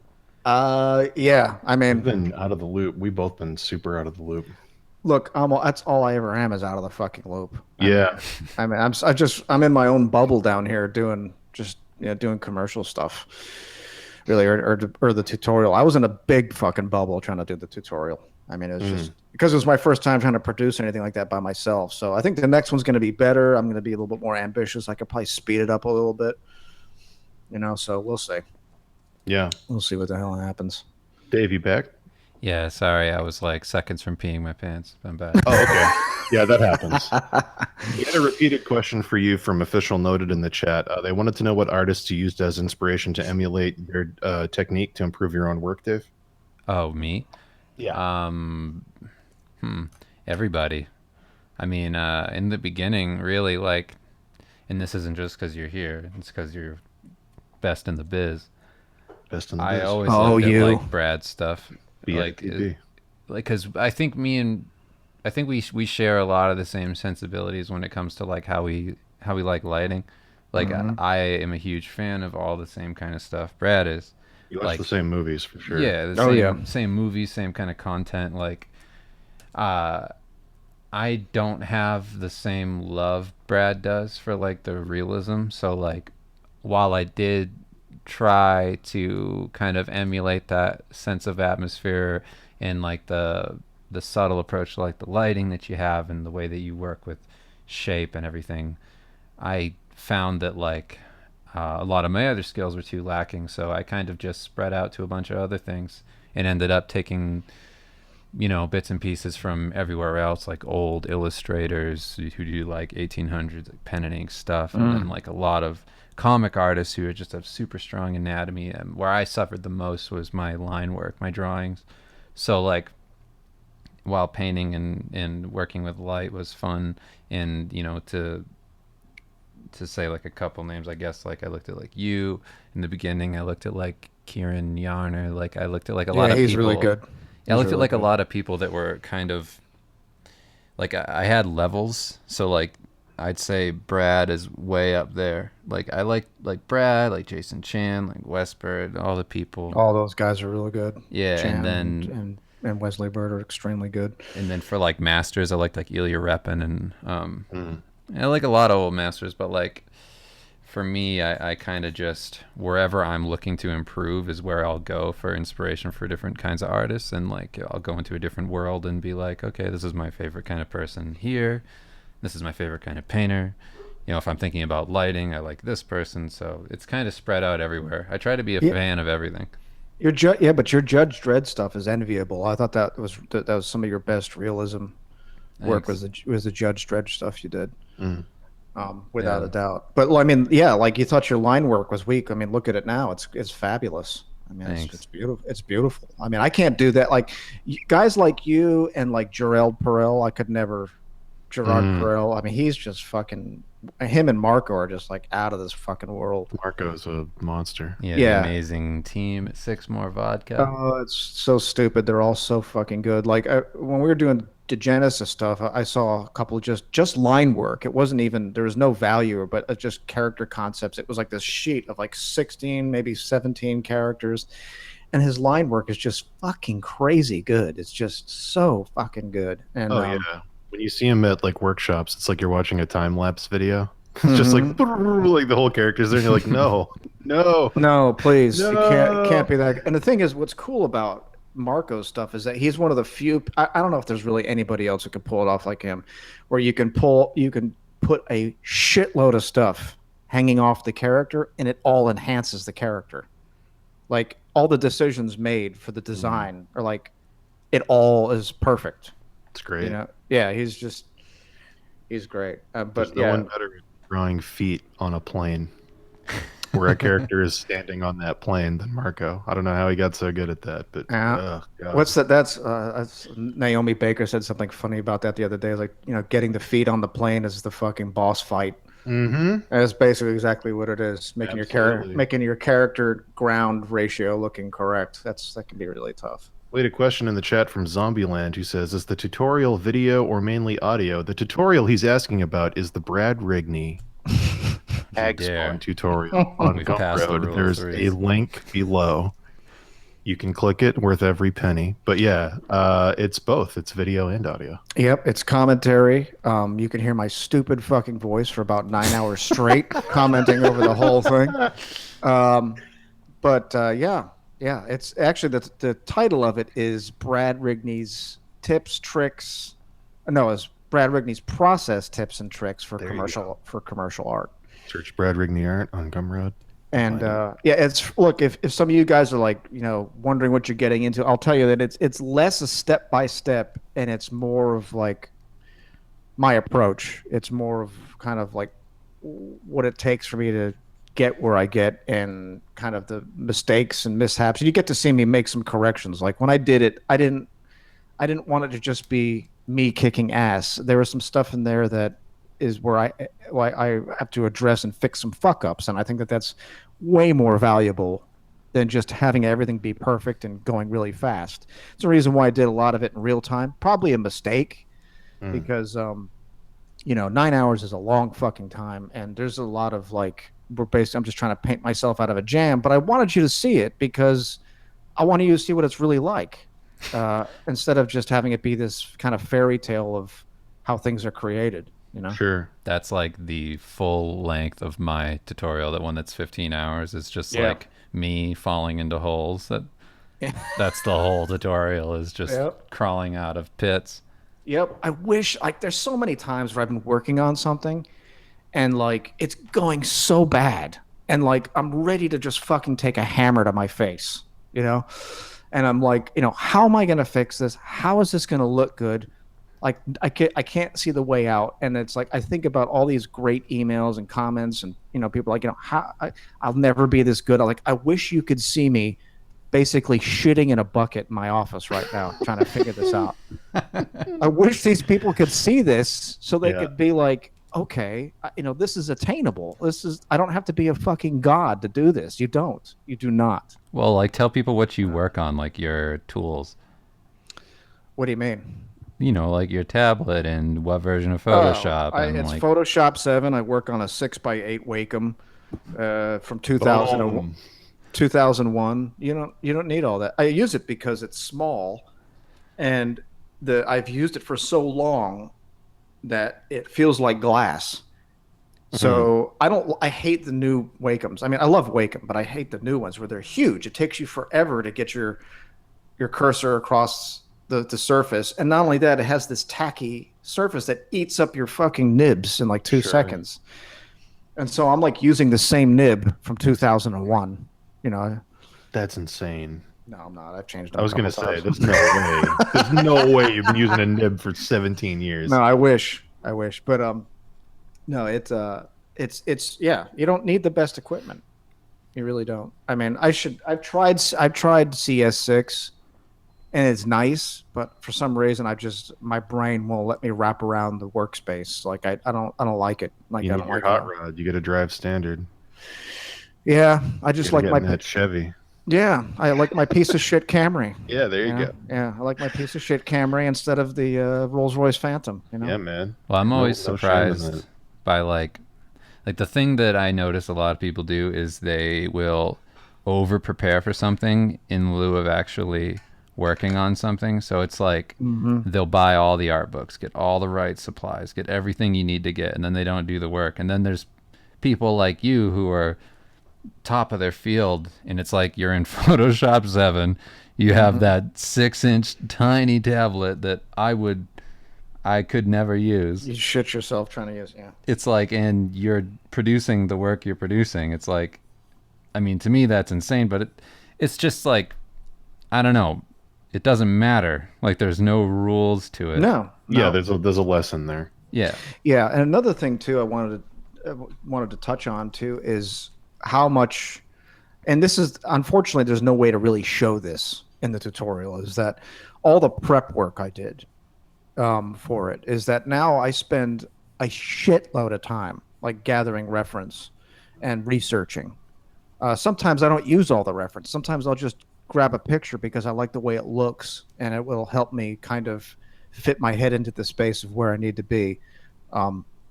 But tons and tons of research. I do tons of research now. I'll do a couple sketches.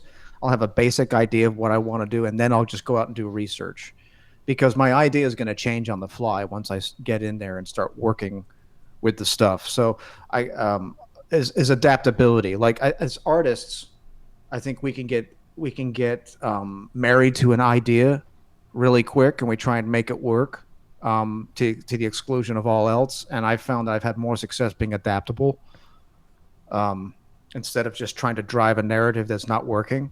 Sure. So I don't know. That's something I just wanted to pass along. Question from Shadowhound in the chat. Any advice on jumping into the art field for the first time as a job instead of just a hobby? I've been drawing for years and thinking of doing it. And advice for jumping into it as a profession. Have a backup in the beginning. Like if you have like a part-time job, keep income coming in. You're not going to get jobs right away. At least I didn't. I mean, I don't. You may have a different situation. You may have an in somewhere or know somebody. I did. Networking is a huge part of it. Yeah. Yeah, I didn't. I was coming in cold. I was doing this in the late '90s when internet was really not a big thing. A lot of it was mail out portfolio stuff. So the times have really changed. And when I don't know if I'd really have valuable advice because soliciting yourself now is so different from when I started out. But in the beginning, I starved, and I waited a long time to hear. Don't get depressed if you don't hear back right away. If you send out your portfolios and stuff, just be patient. Let about maybe 3 months go by, then ping them again. But don't hit them every week like, hey man, you look at my shit. Hey man, look at my shit. Don't do that. Yeah. Don't do that. And if you can, this is just something I've heard from our directors previously. Like, if you're going to be waiting the 3 months, which is a good amount of time, I totally agree with that. Try and have some new stuff in the portfolio when you send it a second time. Yeah. To show them that you're growing and working and doing new stuff. Yeah, like you're constantly trying to improve and get somewhere. Yeah. Yeah. And like we've talked about too, like don't, and this is the only problem I have with study groups and crit groups and stuff. I thought like Crimson Daggers was different. That was more of like an inspiration group because I didn't feel like there's really crits going on there. It was more like, here's what I did, here's what I'm working on. But I would say, don't post all your shit. Don't post your attempts and your failures. Keep that shit to yourself and just post your best stuff because people are going to search your name. Even if you provide them with a portfolio, they're still going to search your name. And that's an interesting take on that. Never really heard that before. Yeah, they're going to search you, and you don't want a pile of shit next to your name with 2 or 3 good pieces.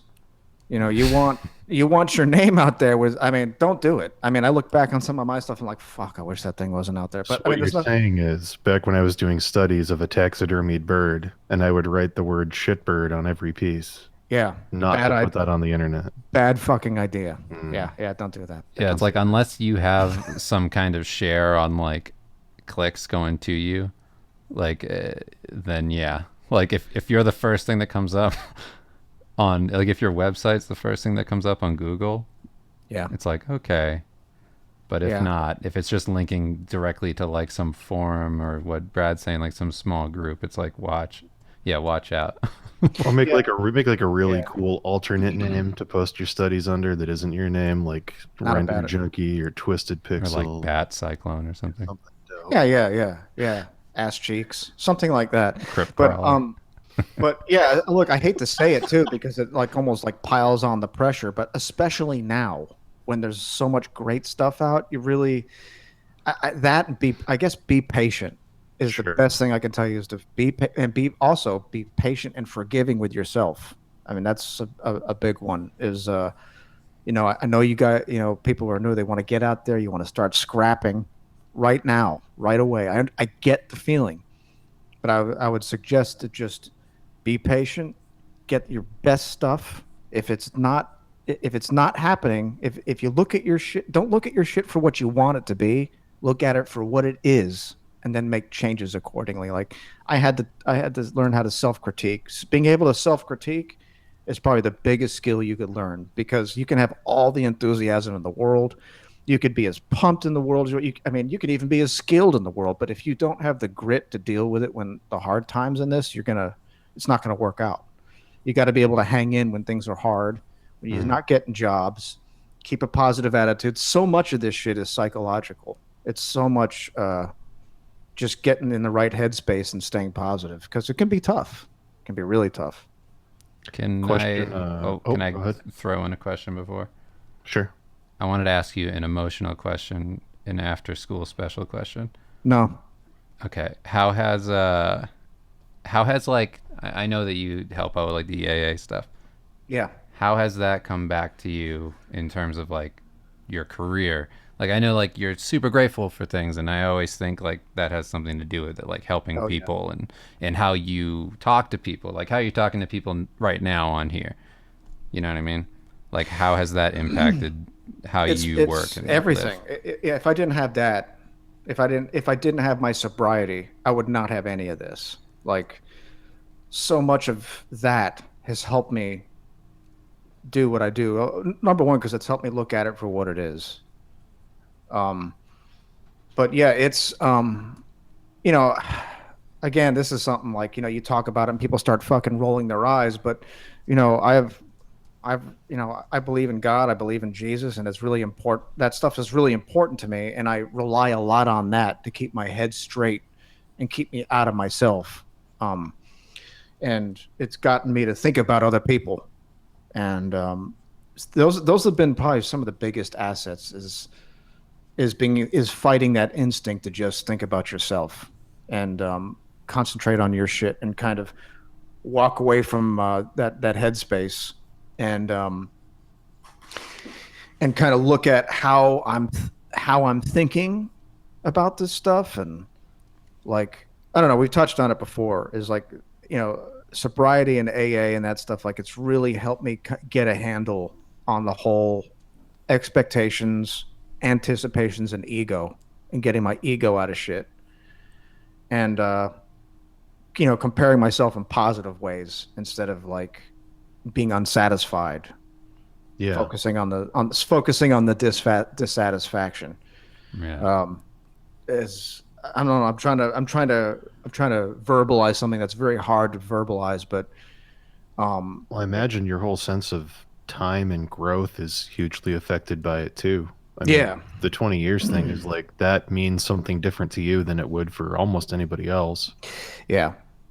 Because I mean, it does mean something different. It's hard to kind of, I can't show people what it was like before I got sober, but I was homeless. I was living in abandoned buildings. I was stealing money to drink. I was breaking into people's houses to eat. I mean, it was bad shit. It was like fucking, it was stupid.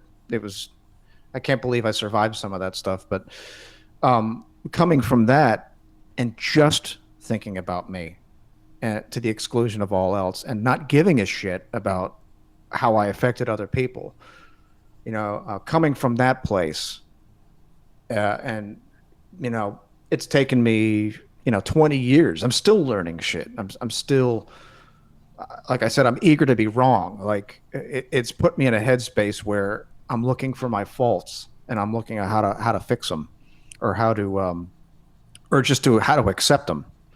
You can't stamp out everything about yourself you don't like. You have to accept some shit. And so much that doing that, working on that stuff has 100,000% prepared me for doing this. Because it's allowed me to think of art directors. They're just people trying to get their job done, trying to make things happen for them. I never would have really thought that way if it wasn't for AA getting me into a space where I consider and want to fulfill other people's needs and look at myself as a servant rather than someone who deserves everything. You know what I mean? Yeah. I mean, you just seem like you've gained a lot of like patience that a lot of people don't have. It's like you're very, well, also like you a lot of humanity that a lot of people don't have, especially when everything's so online centric. Yeah, that's the thing. We don't get to see the other sides of people too. That's the other side of the coin. You don't get to see what they're really like. You just see their, the shiny face, and you don't get to see somebody who is way more complex and hued than which you would. I mean, it's, I like, that's why I like to use the internet for how I use it. It's a promotional tool. It's a good way to talk to people. It can be even transformative if, depending on where people's motives are. Sure. But other than that, it's a fashion show. Right. Really is what it is. And if you can look at it for that, you're going to constantly compare yourself to a fashion show. You're going to want to fucking slit your wrists. Yeah, it's a good point. It's a very good point. We got a question from... Full of good points, Dan. That's why we got you on here, man. Thanks for getting on. As per our contract with Brad, every 15 minutes I have to remind you that his tutorial, Brad Rigney's Tips and Tricks, is available on Gumroad. Fucking lies. It's all lies. Please go get it. It's awesome. Link Support below. Brad. Help him out. Thank him for coming on here and answering everybody's questions. Speaking of which, question from Bjorn Theory. Hey, Bjorn. How you doing? At what point did Brad find it necessary to spend approximately 100 hours per painting? Necessary? I don't know if it's not something I planned for. It's something that is what it was required to get what I want. Sure. So you were just like, in order to get the level that I have in my head, I just know, like going through it, it takes me around 100 hours. I need more time. Yeah, I mean, staring at the screen. Yeah, I mean, I work. You got to figure it's like, for me, 100 hours is, 2 weeks. In basically, 8 years, yeah. Roughly. So, yeah, it's not a decision. it's a requirement if I want to get what I want. So Cool. Yep. Yeah, that totally works. We have a question from, I do not see actually. Do you use hotkeys normally, or did you just refrain from the tutorial for the purposes of teaching? Hotkeys. The only hotkeys I use are Control Alt Z. Great. That's it. I knew I don't. that. Yeah, I don't know. I If knew it that wasn't for without knowing. if it wasn't for Control Alt Z, I would have no career. Basically. Yeah. Wow. Another great name. Dunk Slammins asks, any love for The Mist, the movie, not the series? The ending of that movie fucking rules. Anyway, Brad. That is Lovecraft. Mm. That's basically how many Lovecraft stories end, is that the character either dies or goes insane. Is pretty much the ball. Yeah, but yeah, the movie was fun. I thought was really good. It was really well paced. I like how they did the creatures. I like how you didn't see everything. Atmosphere. Yeah, atmosphere. It was Atmosphere, yeah. that movie was atmosphere. Mm-hmm. Monsters in the Dark. It was what you couldn't see that made it so effective. The series is, for lack of a better, I wouldn't shit on the series. I'm trying to think of what that voiceover was. What? There was something really funny voiceover in one of the commercials for that when it came out. It was like, the monsters will kill. It was like, the creatures will kill you, but the people around you are the true monsters. Something horrible. It was so over the top. It was bad. It was bad. I tried to get into it. I wanted to like it, but the characters were too annoying. Yeah. Couldn't get into it. Hey, Brad, what would be the most important thing to take away from art school? Asks Ezreal. What would be the most important thing to take away from art school? I don't know. Like I there was a point in like when early on when I was doing this, when I was really arrogant, where I thought that you went to art school, you were a fucking idiot. But I think art school can be extremely useful to you depending on what you want to do in this business. I don't know. I don't know what you're into. I don't know what your focus is, so it's hard for me to comment on that. I couldn't really tell you what to take away from it. So I don't know what you're learning. I'd need more information on kind of. I'd have to see what you were working on and what you wanted to do. I'd have to meet you, to really kind of get an idea, get a sense of that. Be different for everybody. Yeah. But arts, because so much it stuff depends on the school too. Yeah, it depends on the school. Depends on why you're going to school. I think art school could be extremely useful if you want to be like a gallery painter. I don't know how you could get around art school in that case, because I think there are some specific ways to do that type of painting, and that there's a specific technique to learn how to do it that I don't think you could learn from a tutorial. I don't know, because that's out of my realm. That's more of a traditional thing. But I could see wanting to be like a traditional gallery painter, like how art school could be useful for that. Other than that, not to rip on art schools, but I heard it's not really a good idea to do that, to go to art school. I think you can learn a lot just from having determination and drive. And there's so many ways to learn in this thing now too, where, you don't have to get yourself thousands of dollars in debt to learn what's out there. You can go get a couple $100 in debt and buy some tutorials and stuff. Yeah, totally agree. So yeah, but I don't think it's a lost cause either. I'd have to see. So many factors. It depends on the individual. It depends on the school. It depends on who the instructor is. There's so many different things. Like so many variables there. Yeah, I think I'd be kind of reckless to tell you anything specific, because I'd need to like see what you're doing. Question from Alan Mayoral. Question about the money theme. What could be the best way to establish, or what should be the best way to establish your rates for freelance? How do you calculate your artwork value in terms of numbers?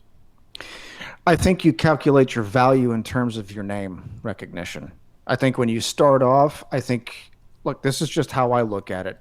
A lot of people, like when you enter a job, you're not going to enter VP position. When you enter a job, you come in at entry level.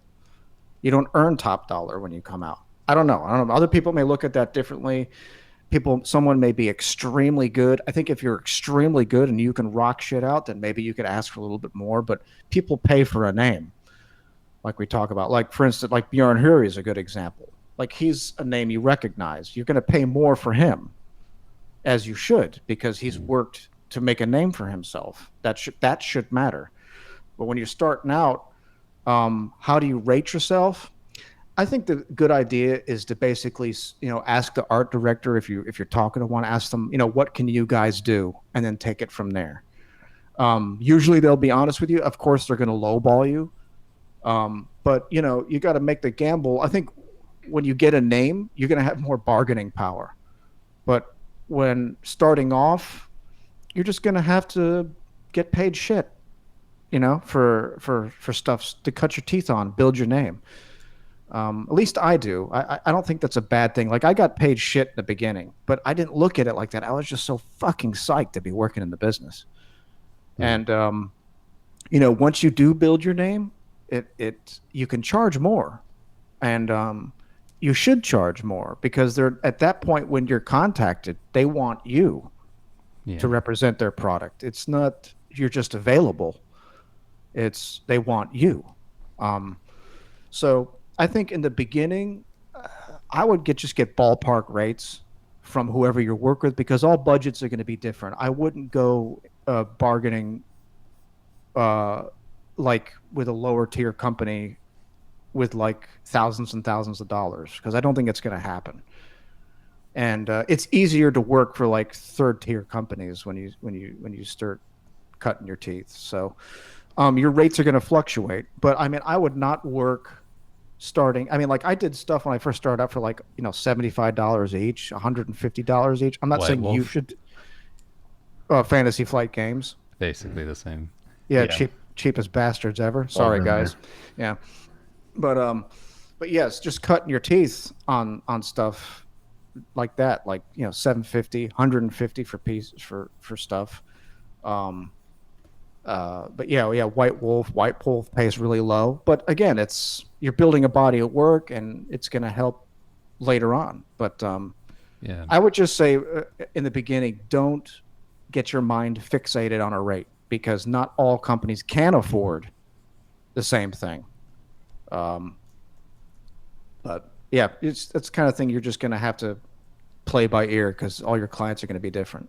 Also, one thing I used to do that helped me a lot was I would look at the people I'm working with, and I would see who they hired for artists, and I would reach out to them too. Yeah. And be like, hey, I just got, approached by this company. I see that you work for them. I don't want like either one of us to skew the payment in any whatever way. It's like, sure, let's basically like work together and see if we can up this bitch. Yeah, exactly. No, I mean, no hard feelings. With Fantasy Flight, like, for instance, the art director did a Zoe Robinson, really nice gal, really sweet gal, worked on a lot of stuff. It's not up to her how much gets paid, but her boss is cheap. It's just all there is. You out. Yeah, that's all there is to it. You guys are just cheap. Up your rates. Hear that, guys? Brad Rigney, best in the biz. You guys are cheap. Stop being cheap. Some feedback on your tutorial from Signing Gorilla. Just wanted to say that watching Brad struggle with the base of his painting for almost 2 hours really helped dig into my head the value of patience when it comes to this craft. Thank you. You're welcome. I wish I was better at it. I wish I could paint faster, but I have my good days, I have my bad days. Appreciation for the trials and failures as a necessary step to getting to the final render of your piece are the kind of thing you can only get from purchasing the Brad Rigney 8-hour Hag Spawn tutorial on Gumroad. It's around 9. It's actually around. Yeah, it's around 9. Now look, the brushes you get, they're Photoshop 7. I know there are converters out there. I didn't even think of that. Yeah. Oh, that's really funny. Yeah, you got to convert the brushes. I know that there's a way to do it, but I don't know where you do it. Oh man! But those are my custom brushes. There you go. Isn't there? Aren't there ways to unlock older brushes? There has to be. Yeah, there's got to be a sure. way. There's got to be a way. But question for Brad and Dave regarding failure. I always look for what I'm fucking up on, to the point where now it's hard for me to see what's working in a piece. Any tips for figuring out what you're good at instead of just what you're bad at? Well, that's the thing, is that you're not going to figure out what you're good at until you figure out what you're bad at. Yeah. You know, Mm. kind of balances it out. I mean, it comes with time. I think Dave could probably verify this. Like, you didn't find your voice right away. It's No. something you kind of we have to weed it out. No, it's like the failure. I don't know. Like it's a constant thing. It's part of it. It's like a tool. Like you're using it as a technique, like anything else. It's like, oh, there's a thing that I don't like. Okay, it's weak. So Yeah. what am I gonna do about it? Just let it happen in every piece. I run into the same problem all the time. It's like Yep. now I take note of it and I have to address it. If it keeps happening, I'm probably not addressing it. I'm probably lying to myself. I used to do that a lot. Oh God, I still do it. I still try and convince myself that shit is working when it's not. It happens all the time. I don't know if you could really escape that, you know? Well, the way I try to escape it is putting myself in different situations. Like we made the Steve book, so like making a book that's as big as those are. It's like we made two of them. They total out to like almost 700 pages of material. It's like Oof. after drawing all of that, it forced me to work on my line work so much that I was able to grow a significant amount to the point where like I felt a bit more confident in approaching the same kind of things that I would normally fail at. So for me, it's finding a way to tackle the things that I suffer with in an enjoyable kind of, I don't know, approach. Like I want to be able to, I know I won't do the thing I don't want to do if it's like tedious and awful. Another thing I did is like for animation stuff, it's like I wanted to learn animation. I could, why don't I lump anatomy into that? And it's like I could just draw forms over and over, and then over time I would start to get down the anatomy a bit better. And I have this cool thing to look at the end of it where the character's moving around on the screen. It's like just finding interesting ways to not just do a million boring studies that I'm thinking Yeah. like, oh, like I just need to study how an eyeball looks underwater. It's like, no. I'll never do it. That was back in the phase when everybody was studying like IKEA catalog kitchens. Yeah. It's like, this has nothing to do with your StarCraft fan art. Like, what are you doing? Now look at now Dave's line work is so good that I secretly hate him. There Really? you go. Yeah, I secretly hate you. That A lot of feels people really secretly good. hate Dave. Yeah, it's not so Tons of secret. people publicly. Thousands. Hey, Luke Maddock just subscribed. Thank you very much. But yeah, like finding out what you're bad at. It just takes time. And being willing to try stuff and being willing to fail. Yeah, making mistakes. You can find out so much by screwing up, and it's like my only suggestion would be to focus on stepping back and looking at your art for what it is. Because I know that I fight with this all the time where I'm mentally predisposed to wanting it to work. So I'm going to see it like that, like it's going to work. Yeah, it's good. That's why I try and keep myself in a mind frame of how does this suck? How can I change this? How am I failing it? How is it wrong? Instead of, yes, this looks good, let's go with it. Because I think that, that can be a trap. So just try and do that. It's hard because you can beat yourself down, because you can get real depressed, but just try and look at it for what it is instead of what you want it to be, Best way I can tell you. And that's the really only way I can tell you to practice, is just to practice it, is to try and remove your ego from it. It's such a fucking hard thing to do where you're trying to do your best and your ego's tied in it, but you got to be able to step back and say, how is this shit? Right.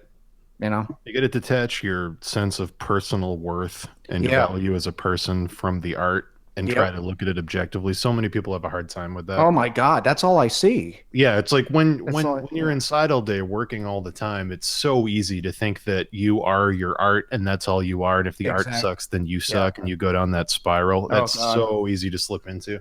Dude, it's rampant. I feel like the shit is rampant everywhere. I feel like it's all I see. Well, it's like the nature of the industry is basically making people have codependent relationships anyway, because you're just trying to please clients all the time in the beginning. So it's like, I'm good enough, right? Please, like, tell me it's good. Well, you're right. No, you're really right. So much. That's why I tried. So much of this is psychological. So much of this is being able to look at your self-worth and yourself for who you are, and not just defining yourself as being an artist. Because I see that crumple so many people, or they get defeated by it, or they get depressed. I get letters all the fucking time. It's not about what setting should I put this brush on. It's how can I climb out of this fucking pit of depression? Yeah, it's rampant. It's the one thing. That's why we like having like you on here and other people that are okay talking about real stuff. Is like so many people, the same way they put that veneer on everything on Facebook, where it's like, my life is perfect and look at me and my spouse, and here's all our perfect family photos, and all my artwork is amazing, and my cleavage is amazing. Yeah, exactly. Yeah, they do that in interviews too, where it's like being an artist is a privilege and everything's fantastic and everything's wonderful, and we are the creators of dreams for future children. I hate that. There's more to it than that so many people don't talk about. Yeah, and I think that's the only way is to bring it out into the light and look at it. Yeah, like exactly like you said, it's so easy to talk about the surface and how great it is and how awesome it is to be a creator and create worlds, and I'm just living in this fantasy world where everything's awesome and I'm getting paid gazillion figures, and that that's great and that can be inspiring. But I can tell you, as somebody who has experienced that, it's pretty fucking empty. Once you get there, it's like, okay, I'm supposed to have this special feeling like I'm somebody amazing.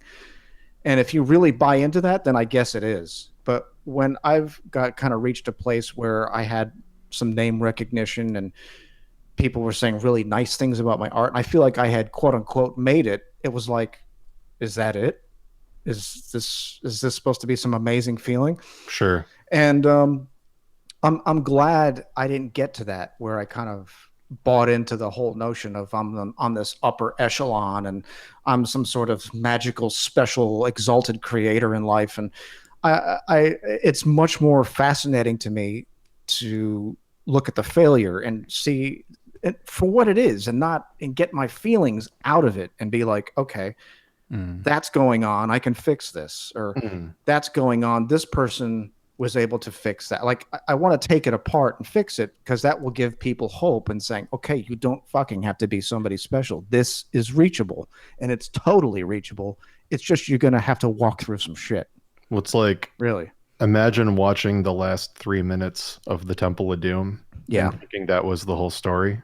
That's like, it's like, wow, everything's great. The children are happy. We got the Stones back. These two are in love. Awesome. Yeah. And it's like, no, some hearts got ripped out and some child slavery and some snakes got eaten. And some motherfuckers melted. Yeah. Yeah, that's what makes the payoff worth it. You got to kind of look at the whole thing. Really? Yeah, it is. But, people, they're, I think, and I was too, until I kind of embraced it, is that people are afraid of having it always be failure. They're afraid of not seeing progress. And they always want to put their best face forward no matter what happens. Right. Like, and you, like, the thing that happened to me, like, if you don't know this, Dan will know this. It's like on the porn sites where they knock on the screen. They go, "Hey, what are you doing? Jerking off by yourself?" And they go, "Really jerking off all alone?" They go, "Why don't you come over here? Come look at my artwork." Yeah. It's like, that's how I felt like I was. Like, I posted so much that I was just like pouring myself. Like, hey. Yeah. Well, it gets to a point where some people, someone said this, like, it might have been Marco, it might have been somebody else, I can't remember. People cross a weird line where they start treating themselves as another piece they did. Yeah. Where they start present, like, I have to be in interviews and stuff that I do when I go out in public. I have to be perfect, just like one of my paintings. Yeah. I have to match the quality of what I'm putting out there. Like, that gets so fucking creepy.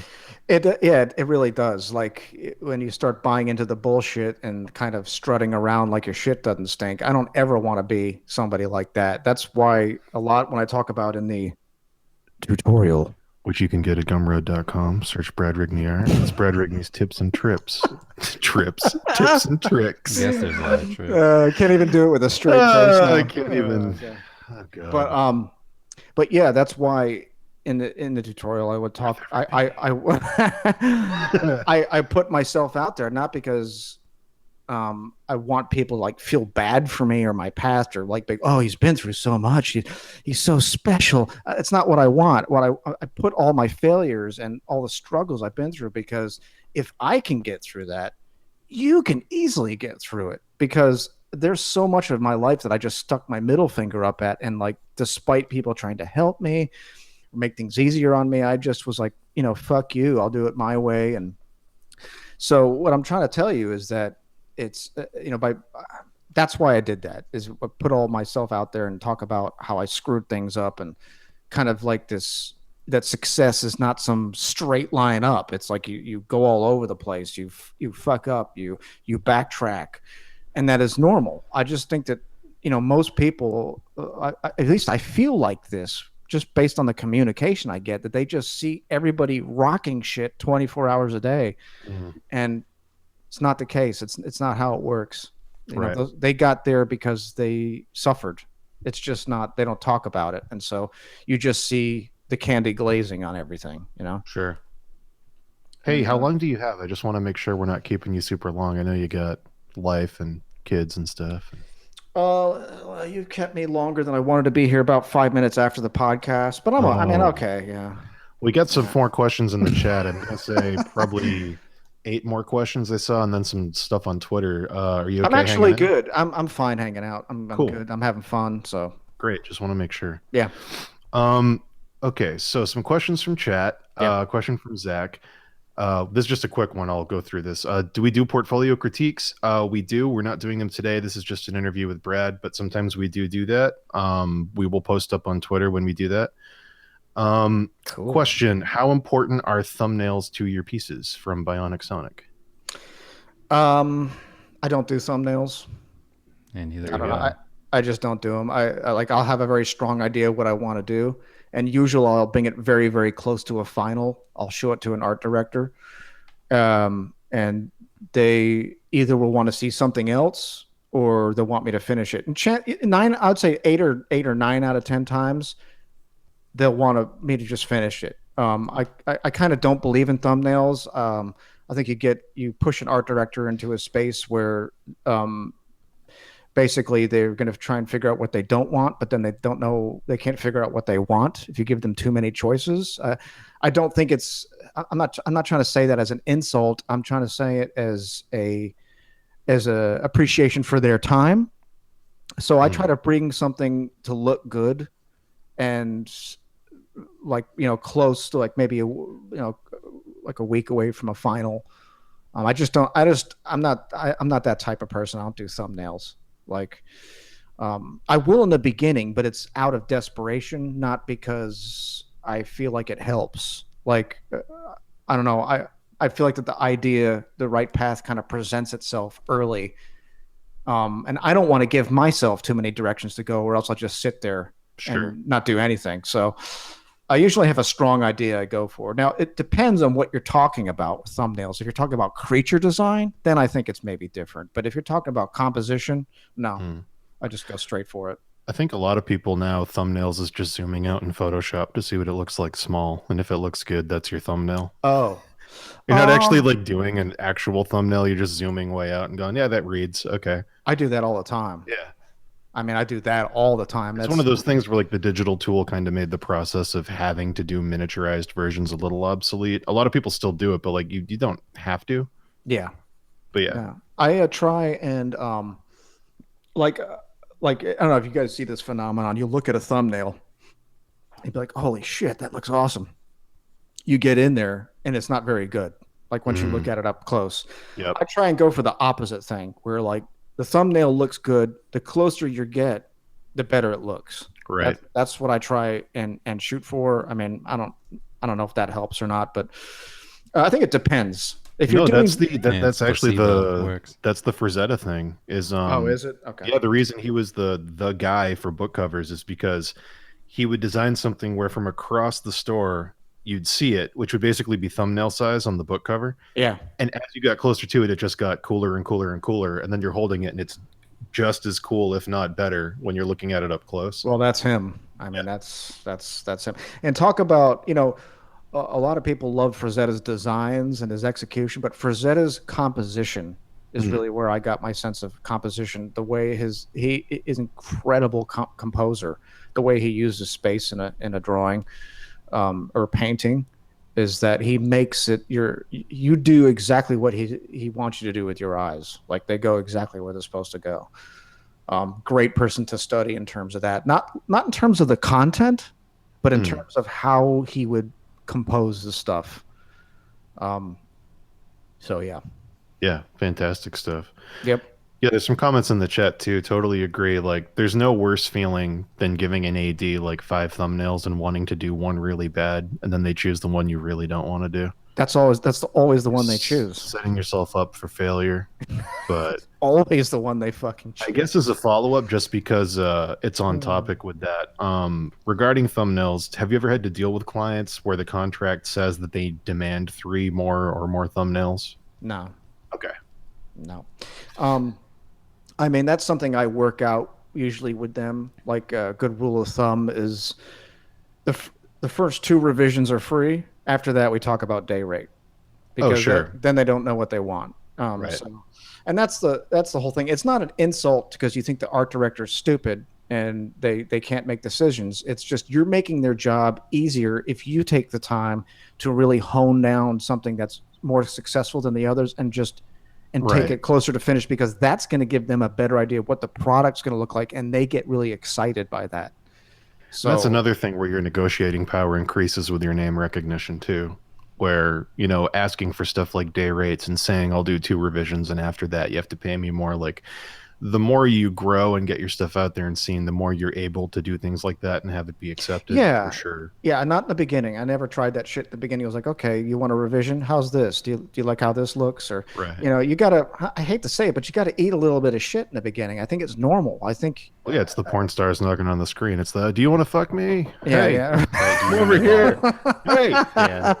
I'll do anything. You'll never live that down, by the way. You guys You'll never live that example down. What's up? You know that Patrice O'Neill bit, the comedian who, when he says about like older women that try and take a long time for him to sleep with them, and he goes, that's like somebody making me work for stale Cracker Jacks. It's so funny. It's like that's exactly what it's like when you're a starting artist. It's like, I don't want you that bad that I'm gonna like pay all this money.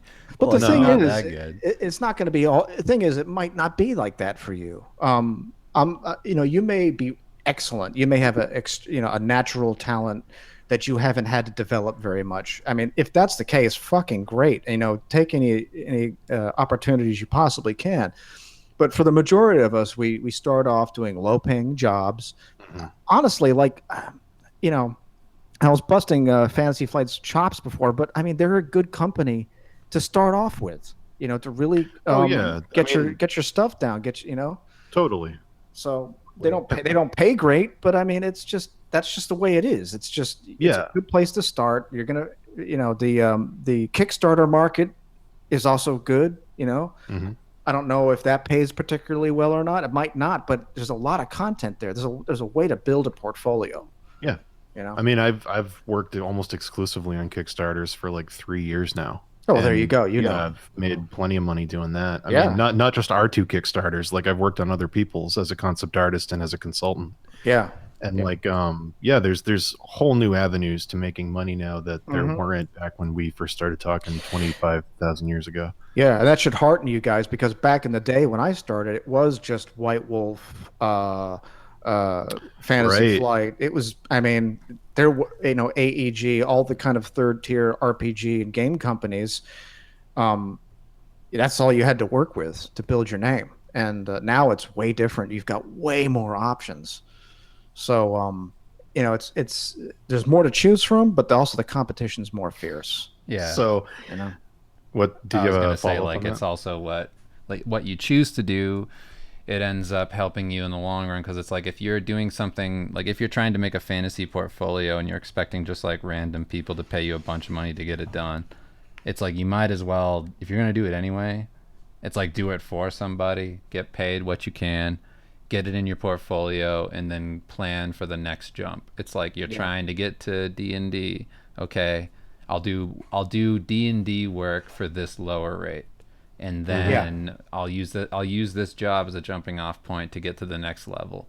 And you keep doing that over and over until you're there. You know, it's like dress for the job you want, basically. It's like Mr. Redux is saying in the chat. This is, it's totally true starting out. He's saying, doing Fantasy Flight and Paizo right now. Last year, I was doing stuff that paid $3K per image plus. It's a constant ebb and flow, and it sucks sometimes. Yeah, like my first year freelancing, I was doing, $75 portraits of Ming the Merciless for Paizo. Yep. Basically. And then I got a weird gig to do concept for Coca-Cola that paid $700 a day. Yep. And it's like, you never know what you're going to get. Some are going to be low, some are going to be high. It's just, Yeah, this type of job is, if you are married doing this job, be really sympathetic if you can to your spouse, because this job can be really hard on a spouse. Because it's your income will fluctuate. It's like, even though I've technically quote unquote made it, I have some years which are, not so hot. I still make it, still do fine, but it's not so hot compared to the last year.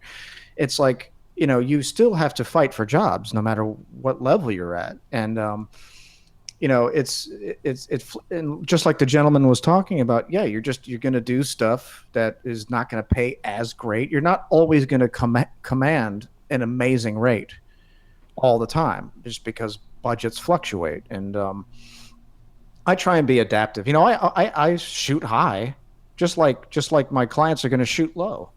And you reach something that's doable. I just wouldn't shoot too high. Sure. Because then you're going to make yourself look kind of foolish. It also sets up a weird animosity where then if something goes wrong on any level, they go, we're paying you X amount of money and we really thought that blah, blah, blah. And like, it's, Yep. It can kind of get you into a shitty position, but it's like any craftsman's job, really. Like, plumber, mechanic, or whatever. You're gonna have more clients, sometimes less. Just got to prepare for it. Vein, question from Berserk 112. Hey guys, is it usual to wait 30 to 60 days to wait for freelance to be paid? How long have you waited the most, or what's the longest you've waited? I mentioned earlier when was that? 2011 I did that job? 2012? Upon publication.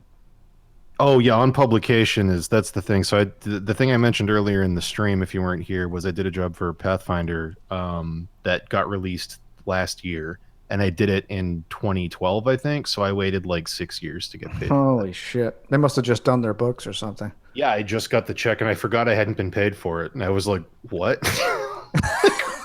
Like what? Really?" Well, what you're talking about in the chat is like net 30. Net 60. Yeah, that's net pretty 90. Normal. Like that's pretty standard. Like working in video games, like you'll get that contract. Like that'll be part of it. Net 30. Yeah, like a lot of times I'll ask for net 15. I feel like that 2 weeks is plenty of time for them to get a check out to me. But sometimes they get checks on a rotation where they all go out at a certain time, and it could be at the end of the month. A lot of different companies do their books differently. I try not to hassle them too much, but if it's too long of a wait, if I've got to wait like half a year or something, it's like, no, it's not going to happen. I'm not going to do the job. Yeah, I've had to threaten legal action with a couple clients in the past where I go like, all right, this is happening, or we're like going to have to figure this out. Yeah. I always try and get a guarantee. Like I said, you ask for as much as you think you can without kind of affecting negotiations. Like I'll ask for net 15, and they'll say, well, we can't. If you make it a thing, then it's not really going to work in your favor. But if you if you propose something like net 15, they're like, well, we can do net 30, then chances are you're going to get, it's going to be net 30, just because you've planted it in the conversation. If you've made it like a point in the negotiations, is how soon you get. And a lot of companies will pay you. I've been pleasantly surprised. Like I thought you just had to go along with what they wanted to do, and I've found that you can negotiate. You just have to be nice about it. You just have to be open minded about it. And like I just negotiated something recently where I get paid, half up front after the sketch, and then I get the other half after I turn it in. And they were cool with it. I do that for international. Like if you're working with international clients, I do that for international clients. I'm not saying you should, but I do it because there's no such thing as international law. If they decide they're not going to pay you, you're not going to see that money, and they're not going to show up in any U.S. court. Hmm. So when it comes to international clients, it's always half up front, and if it's usually a decent rate. But I haven't had a problem with it. They're usually pretty cool about it. Yeah, asking for stuff up front's like necessary. Sometimes, yeah, with international stuff, absolutely. Yeah. Absolutely. Yeah, we've run into that problem. Oh, Yep. yes. Question from Pakatatu, Koshin now. How much is low, just to have an idea? So lows, of course, the answer to this is going to be relative to what you're able to do for the client. Where you live and everything. Yeah. Where you live, how much USD converts to, there's a whole wide thing. I'd say the lowest established freelance gigs pay what, 50 to 75 per piece? That sounds about right. Yeah. Probably. Yeah. I'm guessing they still do. They I know do. that like a lot of the RPG companies tried to like once I think Magic, and I don't know if D&D did it too, but they like had a revision on their prices because they've had the same prices for like 20 years. Yeah, it's like 1990s prices. They basically have not Yeah, changed. it's ludicrous what they do, Yeah. or Yeah. what they did do. So I think like after that whole thing happened, like some of the other ones changed too, but I don't know. I could be wrong, but I think Pathfinder is still 75 for portraits, 150 for minis. I know D&D pays a lot better. I've got a job I can't show. I'm waiting to hear back whether I can show it, but they pay pretty well. They pay fair. Yeah. I don't. Is White Wolf still a thing? I don't know. I don't I know. wonder if they are. I did work for them. God. I know a Like- few years back, Fantasy Flight was paying people like $100 to do Game of Thrones art. Yeah. Like that was crazy low Yeah, for an that's IP that huge. that's ridiculous. And yeah. they were sending out all the hostile emails of like, well, you get to work on Game of Thrones. It's an opportunity. And it's like, Yeah. I can get more attention on Tumblr with fan art. Like, what do you? No, yeah, What? yeah, more, yeah, exactly. Yeah, I feel bad for art directors over there. They're nice people, but like we said, Oh the yeah, bosses is it's not up. It's not up to them. No, it's not. It's not. So that could be difficult to negotiate that because then they're in a position where they have to talk to their chief boss, and they're not going to, understandably, they're not going to do anything that's going to jeopardize their job. So Yeah. yeah, low is 75 to 150. I'd say second tier is like 3 to 700. Definitely. And above that, you're talking usually everything above that is about 1,500 plus. Right. Usually at that stage. And then if Okay. you're getting regular work in the 1500 plus category, you can sometimes just switch to a day rate depending on the company. If it's a card game, no, but Yeah. for And other this stuff. is primarily just like the illustration world because it's like as soon as you get into movies, advertising, Oh, that's all day rate. TV Yeah. show, everything like that turns into day rate stuff. This where- is Yeah, we're just talking yeah. about fantasy Yeah. art, Yeah. tabletop. Yeah. Yeah, movies and design work, I think that's day rate material. But you can charge a bulk price too. Some people charge for the whole project. Like I did that for Kong. I just like we went over a little bit, but it was fine because the Legendary pays quite well for movie work. Plays very well if you can get it. But design work, yeah, that's usually day rate stuff. But yeah, like I would say like once you kind of get a name for yourself and stuff like that, most jobs are between the 2.5 to 4 range of things, and sometimes you can get stuff that's like 8 plus. For certain jobs and things like that.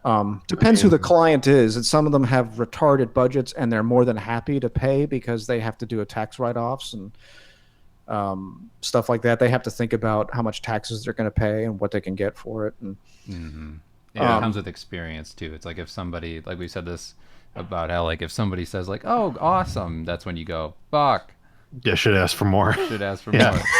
That's the worst thing ever is when you put your rate out and they go, great, sounds good. And you're like, fuck. Son of a bitch! I should have Yeah. asked for 99,000. Yeah. Yeah, because they set aside money for you in a lot of the bigger jobs. It's kind of like the growing pains of like getting away from doing illustration, getting into something else. It's like once you're past that, you kind of have to rethink how you do rates because Yeah. they're like budgeting for you, and that's money that they're going to spend on an artist. And it's like, and if they're not spending that money, then it's like they're just keeping it as like a bonus or whatever. So Yep. Yep. But also, there's an opportunity there. Like, when you get a name and, they expect to put aside a bunch of money, you can form really good relationships with art directors. It's like, well, it doesn't have to be quite that much, or, is this, just have frank discussions with them about the budget, because you don't want to put them in a compromising position. That's kind of like Sure. what we were talking about, like having consideration for them for what they try to do. I mean, so much of this business is built on trust. So much of it is built on trust, and just treating them like human beings. Now, this is something I talk about in the wait for it tutorial. Brad Rigney tutorial, Gumroad, search Brad Rigney art. Brad's tips and tricks. you 9 need to hour search shit. tutorial. There's a link right below this video. There's a Just link click that. right below the video. Oh my god. So I talk about this and that, where now this is something I kind of want you guys to be aware of, and I don't want to have you pay our tutorial to hear about it, since we're kind of talking about it. But sometimes, and these companies will go nameless, is that you will run into people who solicit you for work, and they talk about how great your work is and how this and that, and they think it's phenomenal. And then, it's usually by a young, attractive office manager who sends you this note. And then, you say, okay, cool, let's talk. And then she jumps out of the conversation, and you're CC'd a bunch, 4 or 5 other art directors who want you to take a test. Mm-hmm. Okay. You take the test. First you talk about a rate. You're like, okay. Then you do the test. Then they dress down your work and say your stuff's really not worth that much. Okay, so be on the lookout for these quote unquote tests. Now, I want you to think about something here. If this has happened to you, they have contacted you for work. You haven't solicited them. They're contacting you for work, which means they've seen your work. They want you to work on it. So just be aware of these kinds of mind games, because they do get played. Mm-hmm. Understandably, they want to come in under budget and things like that. But just be aware of this stuff. And here's something else that's happened to me, is where you get talked up a lot. They think your art's fabulous and all this other stuff. And then you start getting into negotiations, and your quote unquote masterpieces have all of a sudden become splash art when it becomes time to negotiate what the stuff is worth.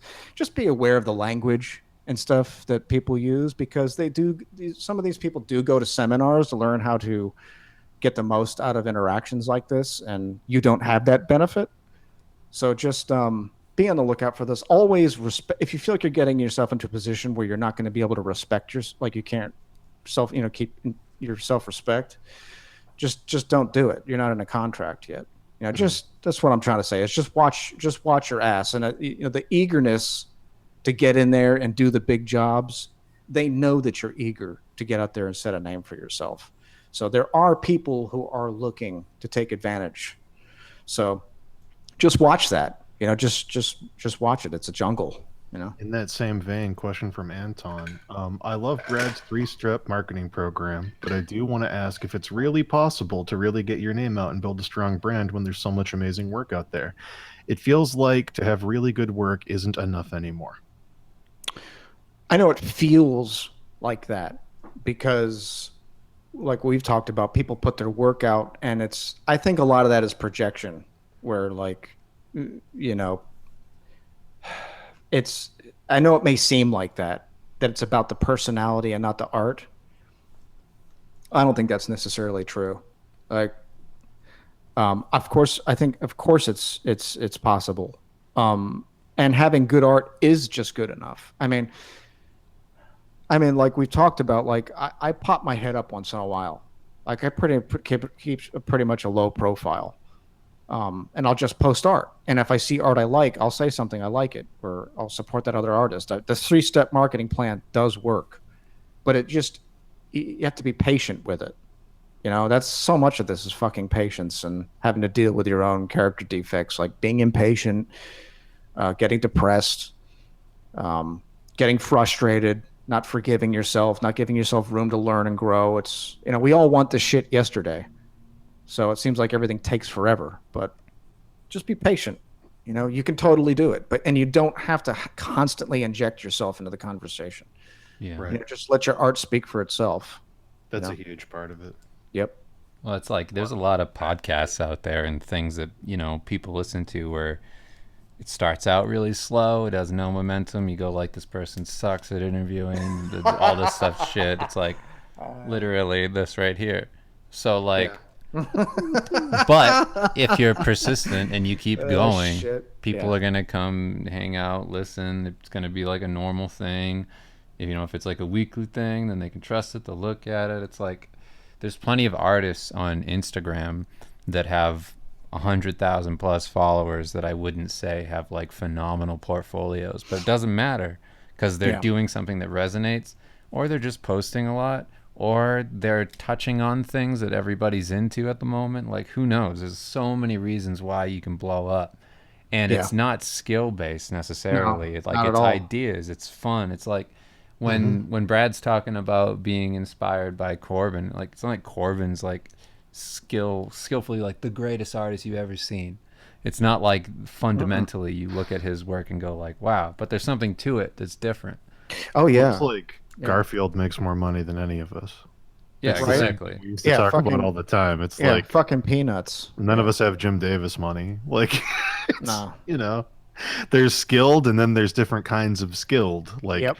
there's skilled in realism, there's skilled in anime, there's skilled in color, Yep. like skilled in composition. Like, I think one of the biggest problems with what's going on right now and the reason so many people get as depressed as they do trying to make a living doing this is that it's so easy to get because of how social media is set up. It's so easy to get caught in a bubble with other artists that only look like the art you're making. Yeah. So you're constantly feel like you're just another person in a group of 20 to 30 artists that have the exact same style. Yeah. And it's like there's so much more out there, but because Mm-hmm. of how the algorithms work on everything, like especially on certain sites, all the art looks incredibly similar because everybody's looking at the same people for inspiration. Exactly. Yeah, you're just getting fed the stuff you're already looking at. And you're like, why Yeah, am I man. not getting work? And it's like, because yeah. 200 other people are doing the exact same thing as you, and you're all covering each other up. Yep. This is what I tell somebody, tell people all the time who ask me about this stuff, building your name and stuff like that, and finding your voice. And what this gentleman's asking for is shut it off. Just walk away from it and just get in your own space. You know, like think about the things that inspired you to begin with, because chances are that's what's going to keep you loving this. And just, fuck what other people do. Who cares? You got to worry about what you like. Like you're the one deciding that your stuff can't possibly compete. Like that's your thought. That's your thinking. That is not being thought for you. Right. You decide what you think. So really just be brave and find out what you want to do. Like what really turns you on, even if it's not what you set out to do. Like that's the whole reason why I started doing the stupid Pork Chop Express stuff. Right. Was like, everyone knows me as being a real serious Magic the Gathering. And I wanted to put out something stupid that made, poked fun at the industry a little bit. Same reason we did Steve. Right. And Same thing. just that's what I think we're all kind of talking around here is like, just be brave to be yourself, because like Dave said, you never know what's going to blow up. You do not know. So just take a chance, and even if you don't find a ton of success in the beginning, you're still going to be pursuing something you love, and that's worth a lot. I mean, worry about paying the bills. I mean, shit, we all got to do that. And I had to do it at the beginning. Like I had to work coffee shop jobs. I had to borrow money. It's a fucking disaster, Right. But I was pursuing something I loved, And Here's an interesting question that we actually haven't talked about on here, and I'm actually interested to see what your take on it is. I don't know if you watched anything from E3, Brad. I'll explain this very quickly. okay. Ubisoft is making a game called Beyond Good and Evil 2. Mm-hmm. And there are massive cities in this game. It's a very lived in future. It's sort of Fifth Element vibe. Yeah. There are massive cities in this game, and as part of their outreach program to build hype for the game and to finish the game on time and to get people invested, they started a program where if you submit art to them, it will show up in the city as background music on radio stations, as posters in the city, as graffiti on walls. Yeah, so it can be more than art. It can be music. I mean, it's still art, but like, you know, music and whatever, not just Yes. visual. So it gives people an opportunity to have their stuff seen and experienced in a game that you can point to and say, I'm the guy that did that. Mm-hmm. But there's no guarantee that you will be paid if they use your stuff. Mm. Thoughts on that? Who's putting it out? Potential Who's what? putting it out? Ubisoft. Yeah, I mean, Big publisher. yeah, they're making what they can't afford it. No, it's a good point. It's a good point. When you don't pay people for their work, you're telling them that their time doesn't mean anything. Basically, because your labor, your time is what you spend creating your labor, and you should get paid for your labor. So when people say they're not going to pay you, you're just lucky to be here. That's been saying, like, you know, you're just lucky to be alive. You're not worth a sandwich. So if anyone in chat knows more specifics on this, please post, because I've heard both. I've heard that if they use your stuff, you will get paid, and that also there's no guarantee that you'll get paid. I've heard a whole range of things on it. They were very non-specific in their press conference, but basically, yeah, that's basically the risk of it is potential huge exposure, the buzzword that everyone uses. And But yeah, here's the I thing can't is I can't it's see them not. doing that. I can't see them Ubisoft doing that. I think that'd be like a PR disaster. They're doing it. It's already happening. it's already happening. But like, Okay, so I guess if you're chosen, you do get paid, but yeah, there, it's from like a very. I'm guessing it's not going to be much. It's not going to be like a royalty or anything. it's not going to be what you'd get to be in a video game, like what you'd get paid to But then actually do work for a game. the flip side of it that I heard in an argument that I thought was interesting. I don't know if I necessarily agree with this, but I think it's interesting. Is that they compared it to graffiti artists not being paid for putting something up that millions of people see when they drive through a city. Mm-hmm. And it's Well, like, that is true. Millions of people are going to be playing this and seeing this. And you can go on social media and say, I'm the person that did this. yeah, but it's not graffiti. But Exactly. but It's a if video here's, game. Here's the Yeah. thing is that like that's cool. It's cool for you and your friends. Here's where it breaks down in this though. It's like, please tell me how many times have you played a game and there's like a propaganda poster in the game that's painted. It's not like a CG model, and you actually went then in the credits of the game. You look for that artist, you found them, and then you looked them up online. You know what I mean? It's like no. Yeah. No, it's just free assets, man. It's like Yeah, as yeah. good as that, as cool as it would be to see your stuff, people really aren't going to care. It's like, Also, too, it's a very nice shadow promotional campaign, because all those people who submitted their art are going to like be jumping up and down about, you know, check this game out. They're going to be promoting themselves, but they're really going to be promoting the game. So it's very smart marketing, because it kind of creates a frenzy about things. Yeah. It's a marketing campaign. It makes is it what feel like a is. community. Yeah, definitely. Yeah, I think it's- I totally agree with what you guys are saying on it. That's kind of my point of view too. I think the only exception to it is the music submissions. And the only way that would be an exception, just to clarify, is if on the radio they had an announcer say, and coming up next is the hit new song from Brad Rigney. And then people could go look you up online and find your SoundCloud. right. That's great. That's absolutely do that. But Sure. with stuff like art on a wall where there might not be a signature included, like maybe there's a feature where if you tap on it, it'll give you the info of who made it. That might be a cool olive branch to give people to make it a little more fair. But yeah, and I don't want to demonize Ubisoft either. They may be doing it like out of earnest, like they may be doing it out of they want to promote their product, and they want to have introduce the community. Like they you know, the intent might be to create some fun, and it sounds like a good idea on paper, but really, I mean, if you're going to put stuff somebody else did in your game, you should pay them. I mean, it doesn't have to be a ridiculous amount, but just pay them. You know, Well, Sure. somebody was saying it's from a pool of $80,000. Some people said it was from a pool from 50. Some people say there is no pool. Some people say it's spec work, and if nothing happens, you won't get paid. Like I don't know what the actual truth I don't know on what it this is either. Yeah, so I don't want I've to. heard so many different things on it. Yeah, there might be several different narratives going on because they may be floating several different narratives. They want to see which one takes. Sure. I mean, I don't know. I mean, it's, I don't begrudge businesses for wanting to make and keep their money. And that's the thing is that's how all you should be thinking. It's just like, how do you make and keep more of your money? So Yeah. I don't begrudge businesses for doing that, but they also shouldn't begrudge me for wanting to have my own interests in the mix as well. Yeah. So now our friend Dan DeSalt's in the chat. He's saying to me that there's also a thing that anything you submit can be remixed, and then other people can use your stuff to make new stuff for the game. So yeah, it's getting a little Harry. Getting a little hairy, getting a little not great. You know, if you're starting out and you think it's a cool thing to share on social media or whatever, that's your decision, I guess. Yeah. I definitely see how this is a legal quagmire, though. It's up to you. Yeah, that's the thing. So much of it is like, where's your head at? It's easy. I can only give you my opinion from my perspective is that I get paid for my time. No ifs, ands, or buts. But, if you're like an amateur and you don't really care about being like a professional concept artist and you like doing stuff for private clients and that's a niche too. Maybe you want to do that and you're like, yeah, fuck it. I'm going to do something for this game and maybe it gets in, maybe it doesn't. Then sure, go for it. Like if you don't feel like that you have been ripped off or, it's up to you. I'm not saying it's the wrong thing to do. It's just my personal opinion is that I am going to get paid for my effort. And that's how I look at, this is what I do this for, is to make money.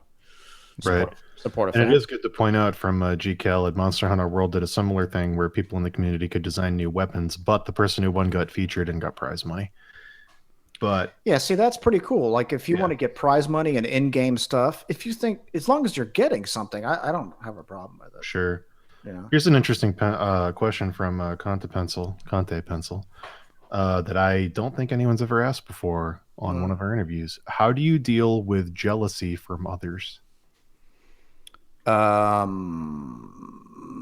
Jealousy can manifest in many ways. I'll tell you, it's really tough to look this good.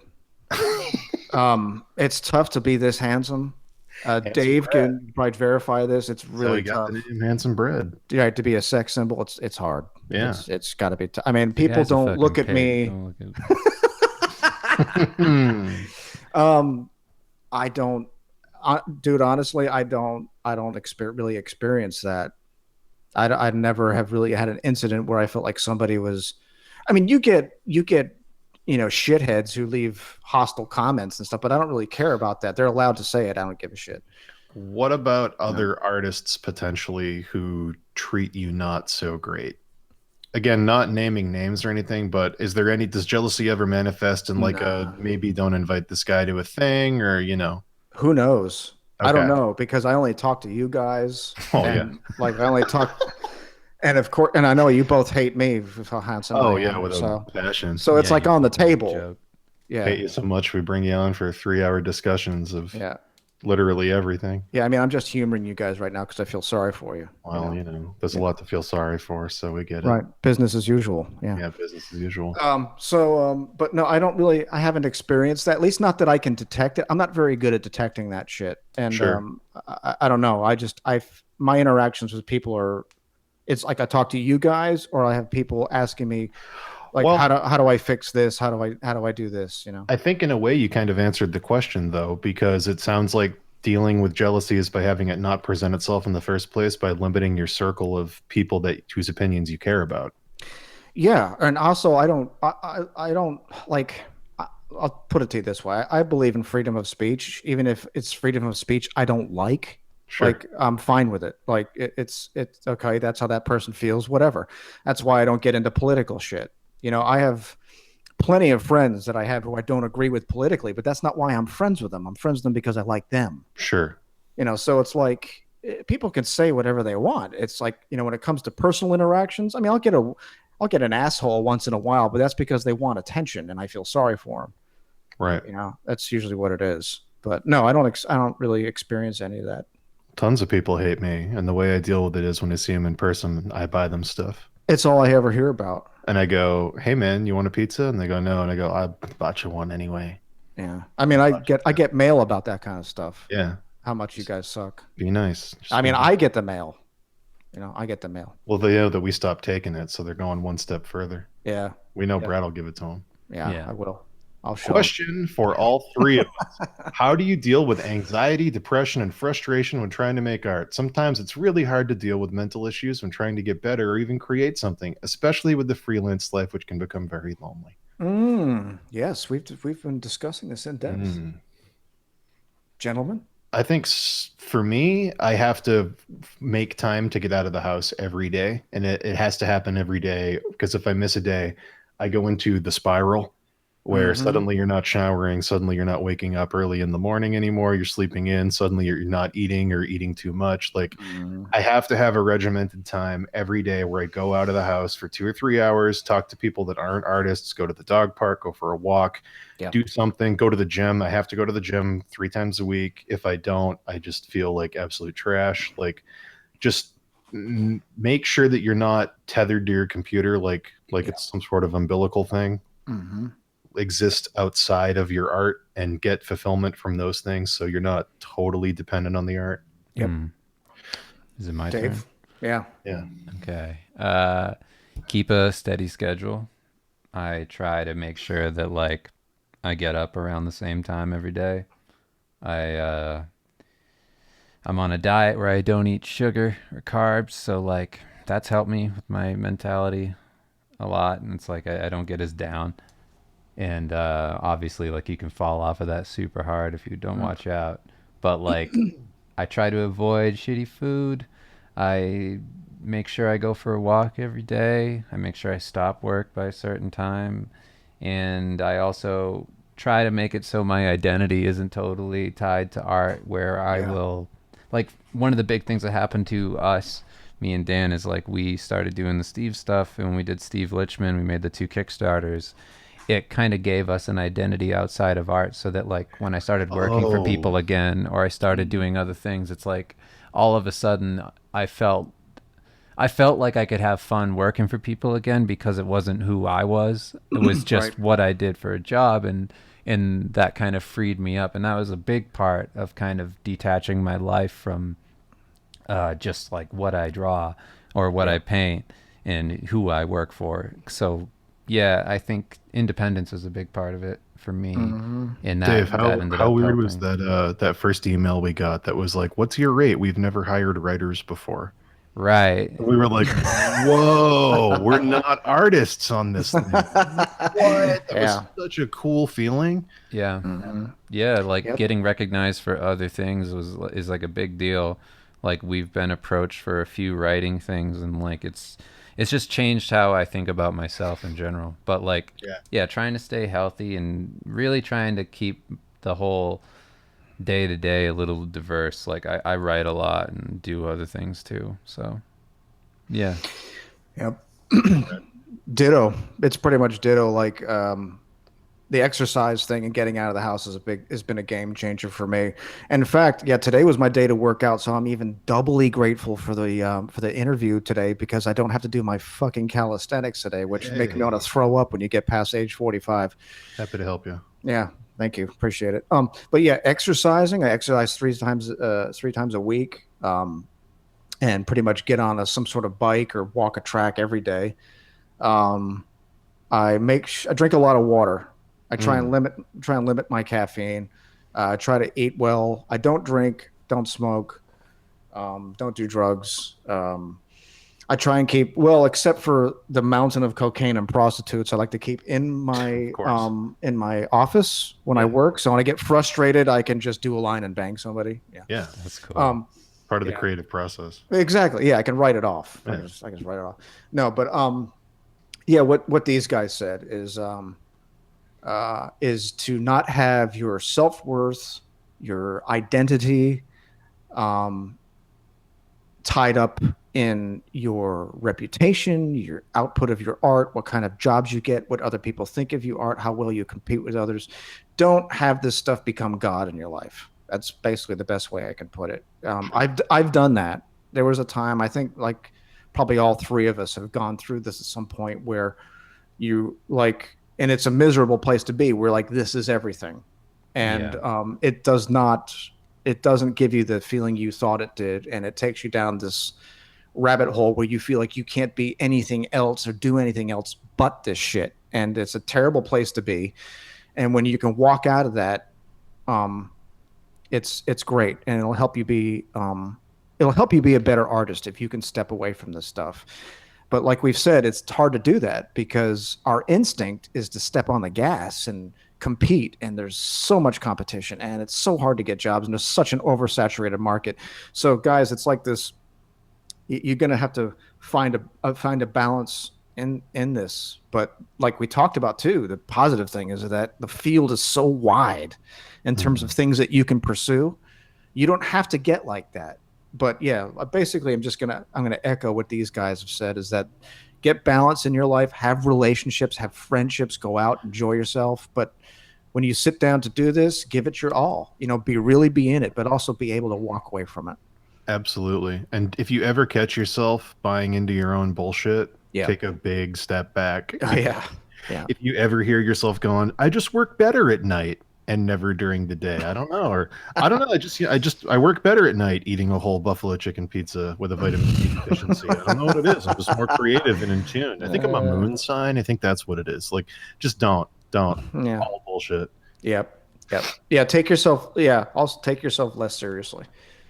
And We you got can do, some. yeah, go ahead. Go ahead. No. It's all you. No, it's you. This is like a four-way intersection where No, it's only three. We got some great jealousy nicknames in the chat. Oh, sweet. Seothis says Bad Rigney, Dave Reposer, and Daniel Horn. There you go. I like that. Very nice. Well Pretty done. good. Well, yeah, very Pretty done. good. Very well done. Daniel Horan. That's pretty cool. Brad, any advice for overcoming study sickness? Whenever I make original stuff, that doesn't feel good enough or legit, in quotation. Study sickness, of course, for anyone listening, being the ailment where you do nothing but studies, and then when you take the reference away and do personal work, it doesn't look as good as your studies because you're not copying anything. Well, you've kind of answered your own questions because you're spending all your time copying and not drawing from imagination. And just understand that it's not going to be good if you just do studies and don't do anything out of your imaginations. I mean, the drawing that you do imaginatively, it's not going to be as good because you're comparing it to a study. You're comparing it to something that already exists. So that has tainted it's made you biased immediately, is that it's not something that already exists. And I think this stems from impatience. You want to see something immediately. You want to be able to recognize something immediately that's good in your work. And that's a good instinct. That's a good drive to have. But that's the trap with doing, like, being a studyaholic or whatever. You're going to have to you're just going to have to go cold turkey. You're just going to have to walk away from it. It's also like building a chair and assembling an IKEA chair. Yeah. It's like the study has an instruction manual. So it's always going to be easier to get to the finish line because you know what you're doing. But it's kind of like video games. Like when you play a video game and like you complete a quest or do a mission or something like that, you get that quick hit of having achieved something. And that makes you feel like you're doing something, but you're really not. You're not doing fucking anything. And that's kind of what, studies are good. Studies are good for being able to build your sense of like how value works and see how light works. They're great for that. But there's got to be a time where you take that into your drawings. And I understand it's not going to work out how you want it to. It's not going to look like something that already exists because it doesn't. What you have to do is that you have to take those sensibilities that you've learned and apply them. Like, just think about how you build a study and build your stuff from there. Just try not to judge it too much. Be patient. Be patient with it. I think that's going to be at the root of your thing. You want to see something, results right away. And you do that, you're going to drive yourself fucking berserk. I can guarantee you that. And going back to what we talked about earlier, Brad, I also think there's something. So think about this for anyone who's dealing with study sickness, where that question resonated. Are you getting a dopamine hit from posting your studies on social media and having Right. people go, wow, amazing study? Yeah. If the answer is yes, stop showing your studies to people. Yeah. Stop doing them. And then you'll suddenly start doing less studies and you'll start doing more personal work because you're taking away that junk food satisfaction of, I just have to do a study because I have to share something. If I share something, I Yeah. exist. I have to exist. Right. People have to know I'm doing something. Like, Yep. It's take the exactly study off that. the Yeah. table. It's exactly what it is. It's that whole feeling. It's also tied up in the whole identity and internet presence. That stuff is like, God, I'm so glad I didn't grow up with it. I didn't grow up with that, guys. I mean, I'm a child of the 80s, you know. Sure. I didn't grow up with the internet. I would imagine that growing up with it, having it be part of your lexicon since you could fucking walk is like probably, I don't know, I would consider that to be detrimental. But but that's part of it too, is that you want to stay relevant. You're scared you're going to fall behind, that people are going to forget about you. And I think a good thing to do is that yes, they will forget about you. I mean, they're going to forget about me after about 10 seconds when they see something else they like. I've certainly forgot about you. Right. Yeah. I've forgotten about Dave's even here altogether. It's just me and See? Dan. Yeah. See? So really, uh, you're not going to stay any more relevant than anybody else, because people are just going to, I mean, that's the nature of what we do. People look at it for like 10, 15 seconds, maybe, and move on to something else. Um, so I would back off of the studies and try and implement them, what you've learned from them, in your imaginative work. Just think about how you build them and then just take it from there. But I'm begging you to be patient with yourself, because you're going to drive yourself nuts. You're going to get into that rut, you know. I forget that I'm here and I live alone. Yeah. Everybody forgot about you. Yeah. Yeah, I've got wife and kids and I'm eternally alone. You can also study really into your cool. piece. That's so the wrong.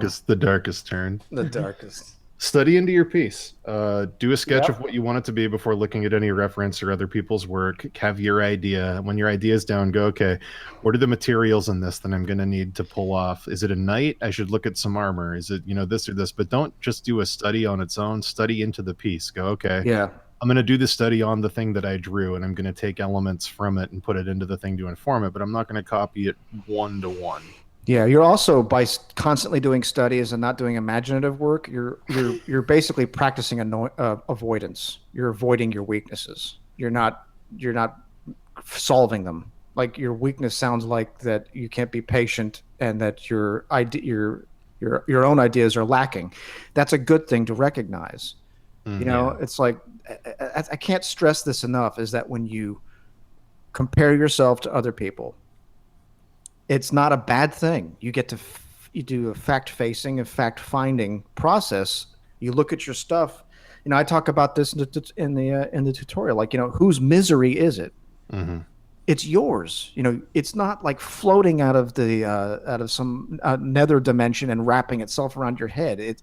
It's not happening to you. You own it. It's yours. So why do you feel that way? Because your stuff's lacking. Well, start attacking the stuff that doesn't work. Don't avoid it. Do your never-ending story moment where you Right. stare in the mirror and go, he's just a little boy. Yeah, exactly. It's like Cringer gotta from do. He-Man. Yeah. Cringer from He-Man. He never wants to get into the battles, but then He-Man fucking lights him up and he's ready to kick some ass.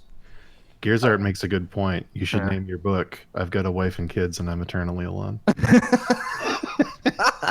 That'd probably great be a point. bestseller. Such a good book name. Yeah. New York Times bestseller. So so this is on kind of like the flip side of that. Yeah. This question's for everybody. Have you finished a piece of art that you felt is freaking amazing? And what about the piece made it feel that way for you, that it was so awesome? That's rough. Yeah, it's a tough question. Because they're all amazing, so it's really hard to choose. I know. That's Brad's true. got an embarrassment of riches. Shit. Okay, I'll take a Brad's look. finished pieces that I thought were amazing. We could do it that way. I don't know if I've ever felt so. I've been really happy with some things. Let's see the ones that I was really happy with.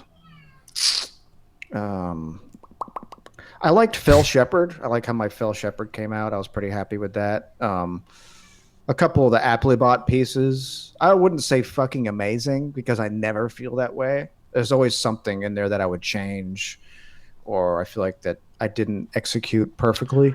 Oh, that piece with the astronauts or the space people with that giant monster in the tube. I'm happy with how that one came out. That thing, when that came out, I was like, that is probably the best thing I've seen Brad do. That thing was crazy. It was fun. Yeah. It was No, fun that to one do was that. really cool. And to do the advanced version of the spider one. I really like that one, the evil spider creature. one I would stands probably out to change me. some design things. I think I maybe went a little bit over the top with a few things, but I was happy with how the mood came out in those. I was really happy with the Genesis stuff I did. Sure. Um, but I can't say that I was one that I've like really fell in love with. I thought that was absolutely perfect. I think some of the video game work I did for I don't know if I should say the company because basically the game kind of went belly up. But I did some video game work, and there's a picture of like a monk girl I did. I thought that she came out really good. Oh yeah, I know what you're talking about. Yeah, I'm happy with her. I'm happy with the vampire girls that I did. Yep, There's a that one was cool. couple magic cards. I'm really happy. So yeah, I mean, I can honestly appraise some things that I feel like I've done successfully because I look at a lot of my stuff and I'll be dissatisfied with something or so. But yeah, I think it's good to recognize when you've succeeded because you want to try and recreate that. You know, remember what you did. Second part of the question, what tends to be the thing that jumps out at you that makes you feel satisfied with it when you finish a piece and go, that actually worked out pretty well? Is it the composition, the atmosphere, the mood, the character, the design? What about it when things work out feels the most satisfying? Well, you know, it depends on the nature of the commission. If it's for a client and they really love it, then I feel like it's mission accomplished. Sure. But usually what I look for, a kind of a benchmark if I know something's really good, is if how my eye moves across the page, if my eye sticks on where it's supposed to stick, if the focus is what it's supposed to be. I feel like, and this is something I used to do a lot, and I see some of it now, is that people want to put cool shit everywhere in the piece, and I don't think you need to do that. I think you just need to have the character be, and the character can also be a background. I think you can simplify things and make it so it's a quality thing rather than quantity, is have it really be a nice hard punch.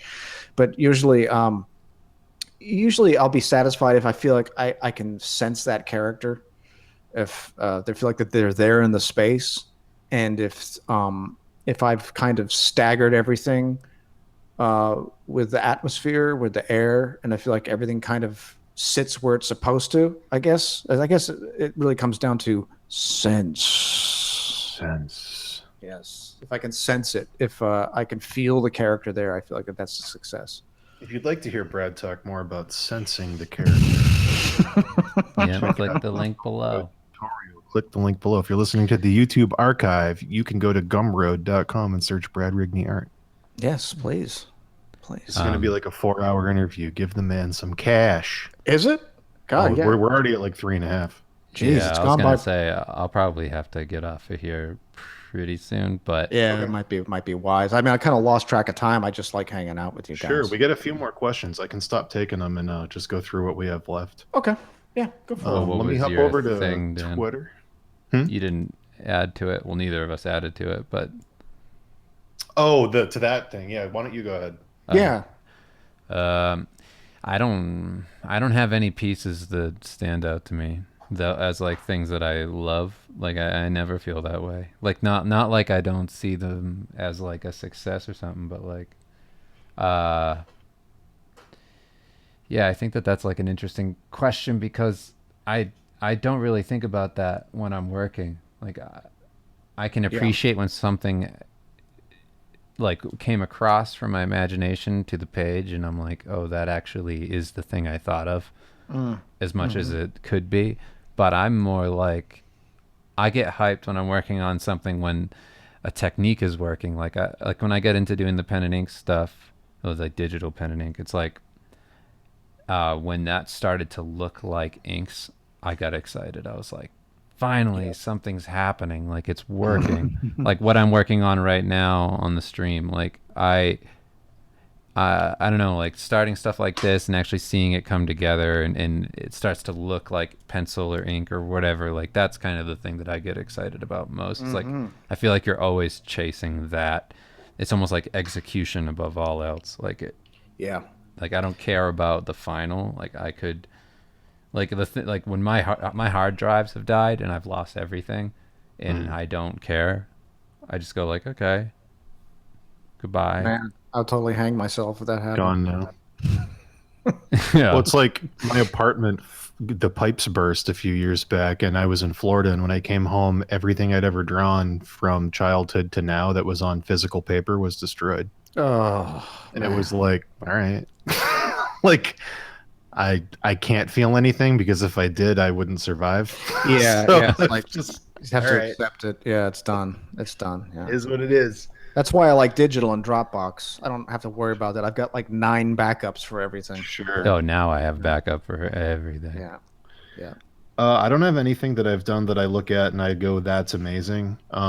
For me, it's more like a satisfaction thing where it's like I've finished certain pieces and gone, that's really satisfying. Like that feels different, or that was more fun than other work I've done, or like it's usually when I make a big switch. Like a couple years back, I just stopped doing rendered stuff and just did drawings, which is what I did when I was a kid, and that was really satisfying. I liked all that stuff a lot. I'm doing a personal project now that has like 25 pieces in it. That's a little over half done. Dave's seen pretty much all of it. Yeah. That's very satisfying. It's something I've wanted to do since high school. And you know, it's more of like an execution thing for me than looking at a piece and going, that's a great piece. It's more like this feels good in the moment doing it. This is like, you know, it's more than just rendering away. This feels better. But yeah, I don't think I have anything in my portfolio I look at besides Grimlock, the dino one that I look at and I go, that's fucking dope. That's a pretty nice thing though to have in a portfolio is fucking Grimlock. You did the toy design, right? Wes Burt designed them, and then I got handed Wes's designs and I had to do all the promotional imagery for it. Right. So on. like the stuff on the toy boxes, the backpacks, some trains in Korea, sides of buildings, like that. Those Man. images that I worked on were fucking everywhere. Wow. But yeah, Pretty cool.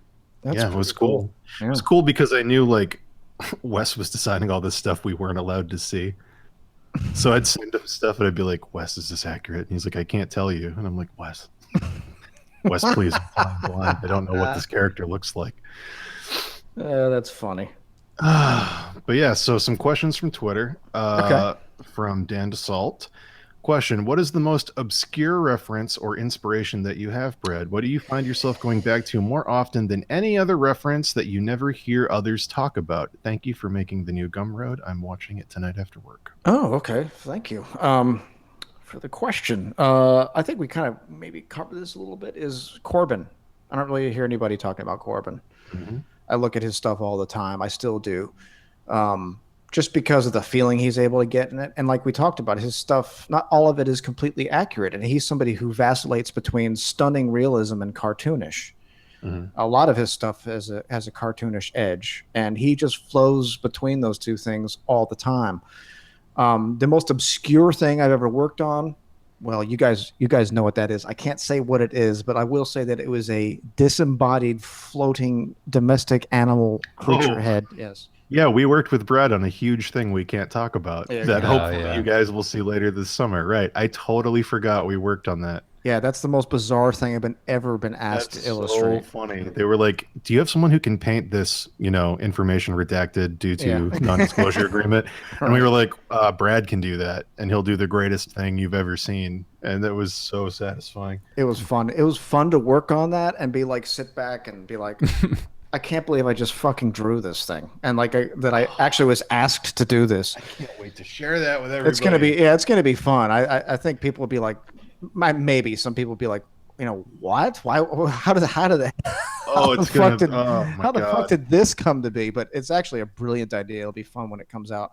But that, and there was a card I did for Magic, which was this crystalline nautilus, which Oh was yeah. basically a nautilus that would had it the shadows on it were night sky, like you could see into it, like it was a galaxy. It's the most, and it was a nautilus, a giant nautilus that was basically and had like a glass shell coming out of the water, and that was probably one of the most fucked up commissions I've been asked to do. Is I was just looked at it like, what, who, huh, what? There is no reference for this. There's no fucking reference for Yeah, this. right. Yeah, so yeah, it's you like, just go for it. I was like, okay, well, let's start swinging. Let's see what happens. But yeah, I'll be able to answer your question in full. End of the summer, you guys said? It seems like it. Okay. I'm gonna guess August. I'm Okay. gonna guess. But Wow. also, you use the word vacillate, and I just wanted to give you kudos for that. Vacillate is what we like to call a $15 word. 15, like the amazing 9-hour tutorial by today's guest, Brad Rigney. Available on Gumroad right now. It really Right. vacillates, a $15 word. There you go. I got to tell my wife that. She'll be impressed that I knew a I $15 gotta make my word. segues, man. I gotta make it work. I know it. Sell this shit. I know. Okay, more questions. Okay. Okay. I just got here. This might have been answered already. This is from Broforce. Broforce? Broforce, yeah. That's a fucking amazing name. That sounds like an NES game. Or Broforce. like a Sega game. Yeah. Like I two think it is Jets. a game. Isn't Isn't it? that game, that beat 'em up game where you can be everybody? Oh, maybe it is a game. Like Arnold Only Schwarzenegger on- and stuff. Broforce. When Yeah. going freelance for commercial work, be it concept art for projects or doing smaller commissions, ad work, etc., what is a good way to get these sort of clients and contacts to begin with? How do you corner that market? That's a good question. Well, that comes from doing prior work and having a strong portfolio. You will get sought out. I get a lot of them. You once you build momentum, you will get sought out for jobs. I feel extremely fortunate where I have a pretty much a steady flow of offers. Some of them are good, some of them are not so good. But yeah, that comes with time. That's another thing you got to be patient about, and especially guys, it's so hard now with all the competition. It's like, oh my god, I just want to have a career in this, and it's like, I feel for your frustration. I really do, because I thought that the competition was fierce when we got into this, but now it's so hard now. But yeah, build a name. Just slow and steady. Satisfy your clients. That is probably the easiest way to get there, is to make sure that you satisfy them and that they're really happy with what you produce for their products, because that's, you'll get repeat customers, and other companies will see the fact that you can produce and also consistently make good stuff for different clients, and you will build momentum. It happens for everybody. You don't have to be special. Cool. Question from Onion Jr. Great name. How do you guys know when it's actually appropriate to share something? I sometimes wonder if it becomes easy to psych yourself out, either undershare or overshare what is appropriate. I don't know if this means just in regards to work or personal information, but I guess we can answer both. Yeah. You guys can start that off. We share everything all the time unless it's protected by a non-disclosure agreement. Yeah. Because I get super stressed by once I read that book by David Allen, the Getting Things Done thing. I realized that the thing that makes me feel tired and lazy and horrible all the time is the open loops thing. And the more stuff in my head, the less I'm going to get done. So talking about everything is like super therapeutic. Like, just get it out. There's no secret. Just get it out of my head, put it out there, deal with it, done. Yeah. Yeah. That's me though. That's not for everybody. Definitely not for everybody. So what exactly was the question? There's a question of, how do you know when it's appropriate to share something? Because I think it's easy to psych yourself out and undershare or overshare. So I don't know if that just means share work. When do you know it's appropriate to share work, or if that means information about yourself. Wasn't specific. Yeah, I think like in the work way, it's like when something's appropriate for your portfolio, put it out. If you're just doing something for yourself, then and you don't really care, or you think that it's a detriment or something, like If you're secretly into Yeah. drawing hentai, it's like, yeah, don't Well, probably I mean, share unless that. you're Sakimi-chan, in which case, Right. make that money. But I think Right, like right. for me personally, like because we do a lot of like joke stuff with Steve, we're just kind of in that mode all the time of sharing everything and being like totally transparent just because we think it's funny to just, Mhm. you know, throw all of your awful things about yourself out there into the world and let people laugh at them because Mhm. Mm. it makes it easier to deal with when everybody's laughing at it. I mean, like a lot of the things that you, if this is the question, it could not be the question. Might not be. But if yeah, it's like if something makes you uncomfortable, you might be holding on to it a little too strongly, and it probably isn't that big a deal when you say it out loud. Comedians I like a lot for that reason because like they, you know, they're shedding light on things that kind of everybody goes through, and that makes me always feel like more comfortable to share things because I'm like, okay, there's probably somebody else out there who's dealing with the same thing I'm dealing with. Mm. It's nice to throw it out and be like, here you go. Here's some shit I did. In It was regards embarrassing. to, like, in regards to your work, I think this was Carla who said, like, every piece you put in, say, does this make my portfolio better or does it make it Mhm. bigger? And it's like, yeah, that's the right way to look at it. Yeah. Yep. For me, uh, I just send my nudes through Snapchat to Dave and Dan. You got a premium account? Yeah, I didn't they, know that. yeah, Oh, I gotta get on that. they disappear pretty quick. So if I'm not happy with them, it doesn't really matter. Shit. If Yeah. you're gonna send me nudes, you can send them to Brad Rigney at okay. Um, not right. I think when it comes to art, I think this Carla person kind of hit it on the head. Is like, is this just going to expand my portfolio, or is it just going to enhance the quality? If it comes down to a question between quality and quantity, you guys already know what I'm going to choose. It's going to be quality every time. I feel like my philosophy is that when you show your work, you just show your best work. There's lots of things I've done that are out there for commercial consumption that I'm not really happy with. And the reason why I'm not happy with them is because they wanted them too fast, Mhm. and I wasn't able to give it what I wanted to give them. Um, but when it comes to your artwork, like I said, just post your best. If you're on the fence about it, don't post it. Um, when it comes to personal stuff, I share stuff that's deeply personal just because I know from going to AA and being involved in recovery for 20 years, I know the transformative effect it can have when you tell people the shit that you've been through and how you've gotten through it. Um, Mhm. and I've gotten through it by my reliance on God, and also being willing to look at my character defects for what they are and face them and change them and change my thinking.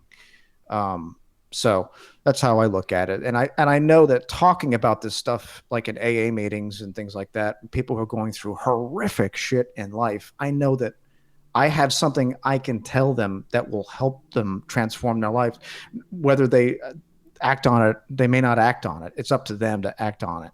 But I can tell them, I can give them the toolkit on how to deal with those things. And so I know how powerful that can be. And that's why I did that in the tutorial, is talk about that shit, because it's all we see is people's shiniest face is all the great stuff that they do, and it looks like the business looks like it's impossible to get into, and it's not. That's why I want to show my faults, and like Dave said, is just put my stuff out there and be like, yeah, I mean, if you're going through this, you can fucking make it too. You don't have to be special. Yeah, we're all dog shit Right. most of the Absolutely. time.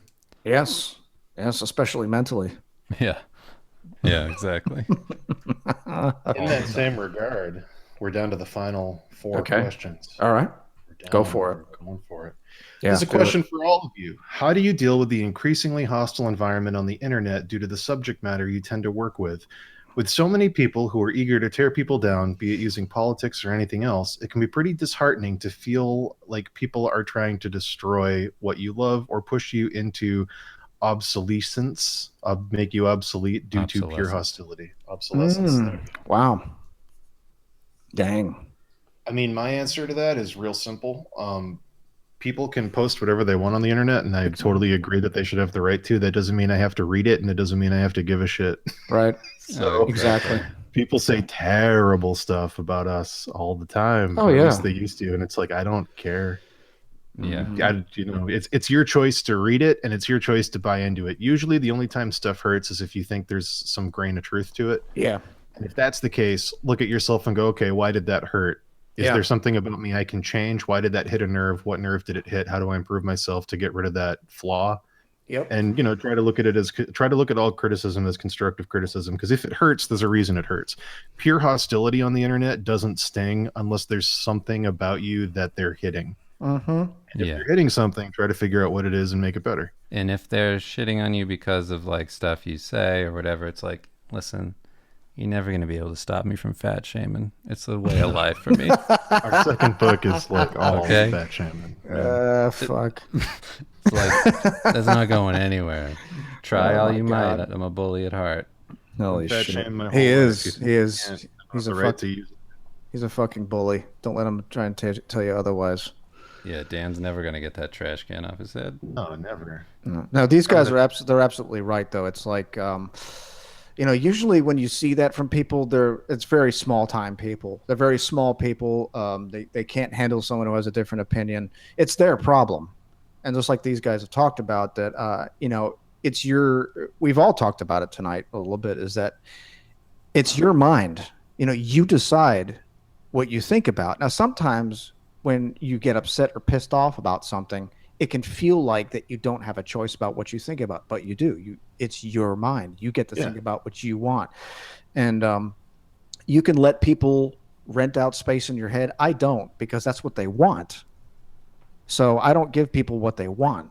It's when it comes to that. I mean, I got people who shit on me from time to time, but I don't care. They're allowed, like Dan said, they're allowed to say it. I don't have a problem with free speech, but it's like I'm not going to give them the time of day and just be like, okay, they said that. I mean, they look like more of a moron than I do because what they're saying is not true.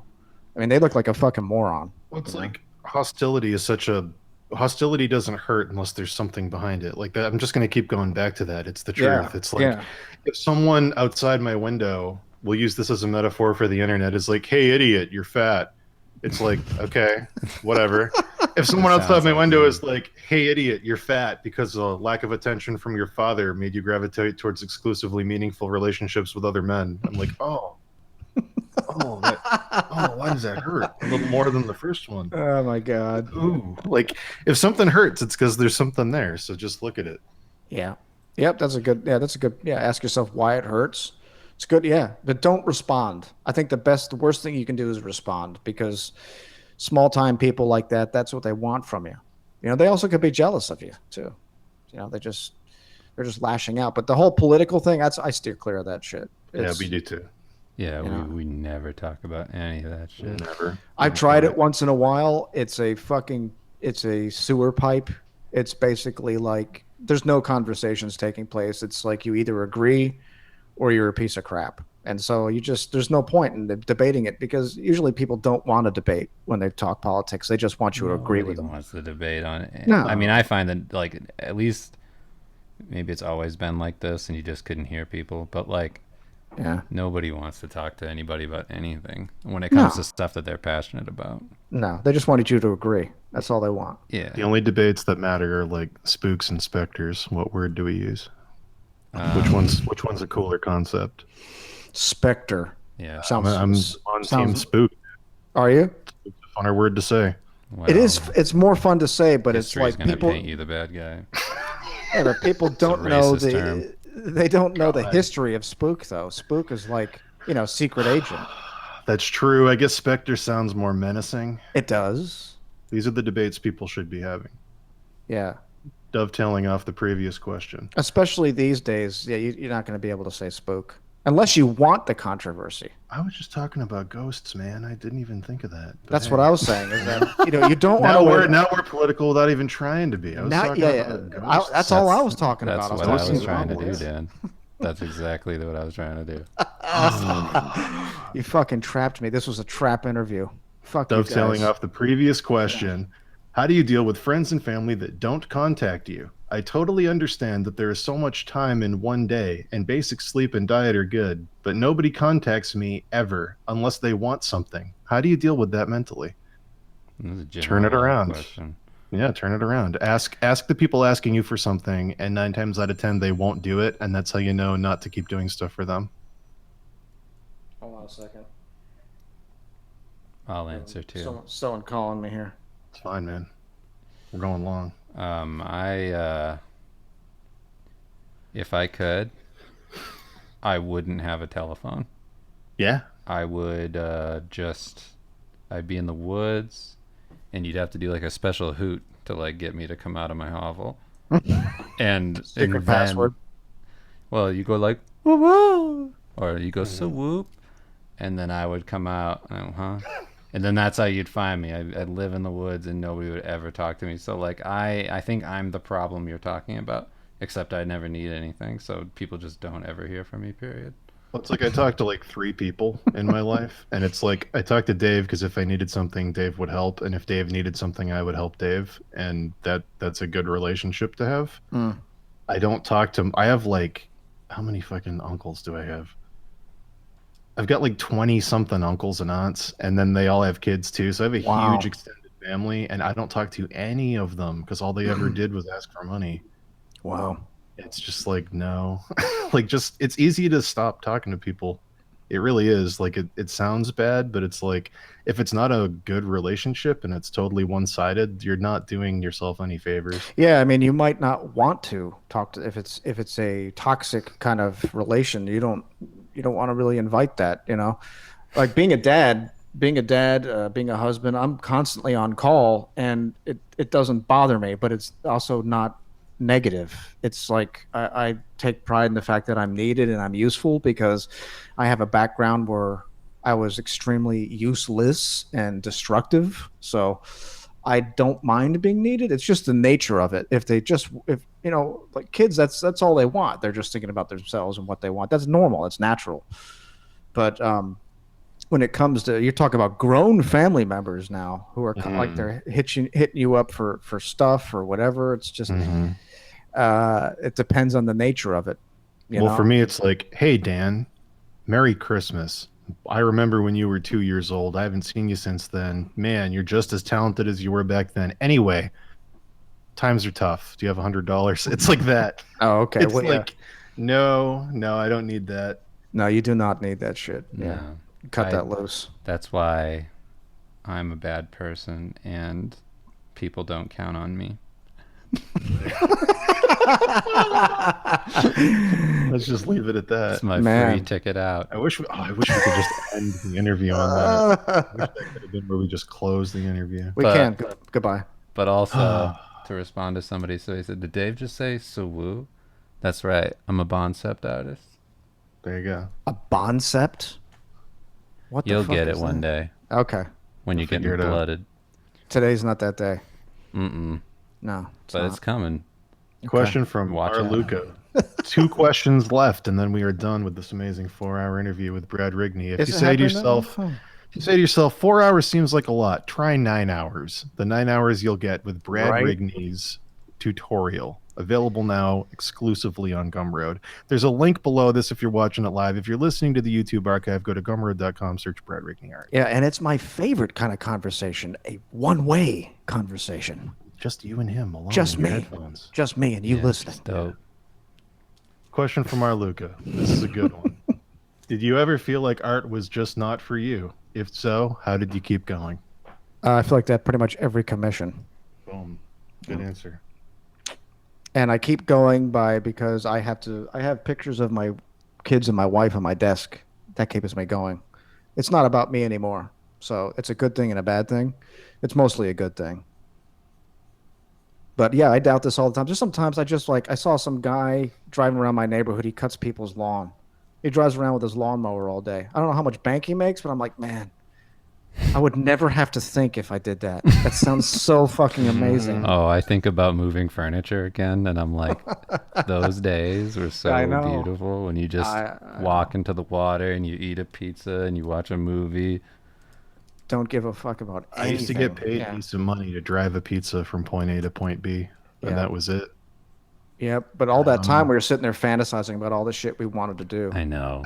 I think the only time I legitimately was like, maybe art's not for me, is after our first book got funded on Kickstarter, and I was like, making that was more fun than any of these commissions, so maybe I just want to do that. Yeah.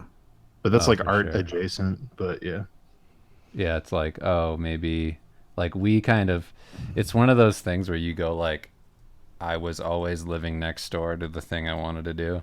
And I just never looked over there and was like, "Oh, I do that every day." It's like people who write, like people who write jokes and stuff like, "Oh, we do that every day. Why don't we do that for work?"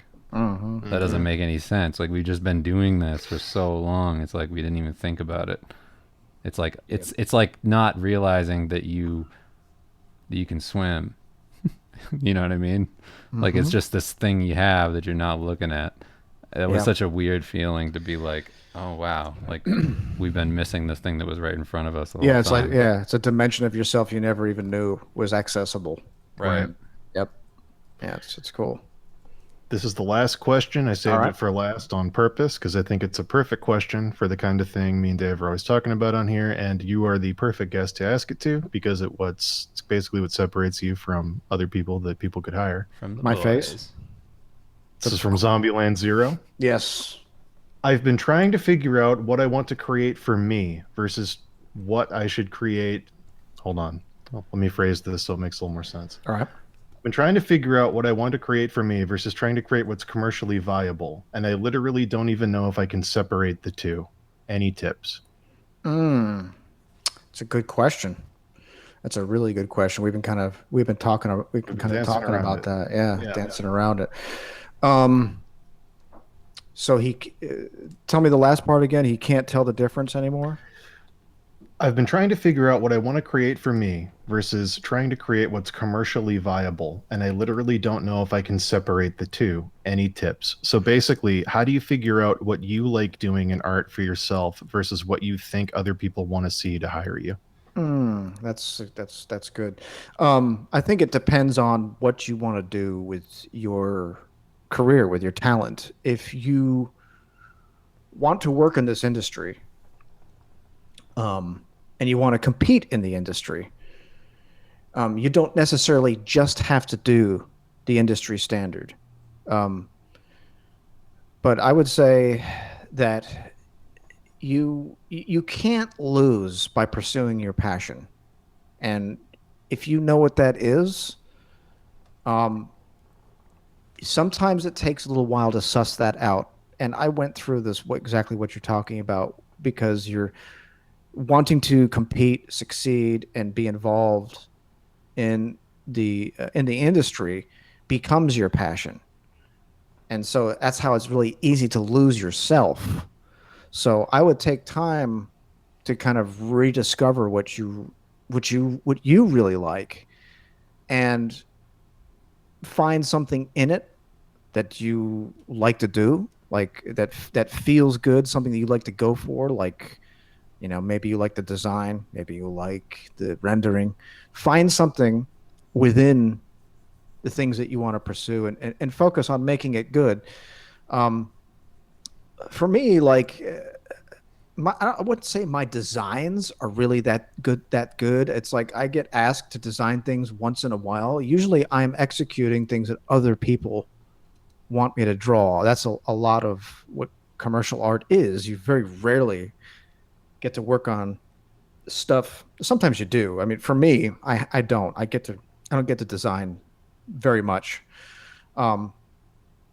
So I think might be taking some soul searching a little bit, and because it sounds like that what you want is kind of the industry standard, and you need to suss that out. I feel like, because they don't.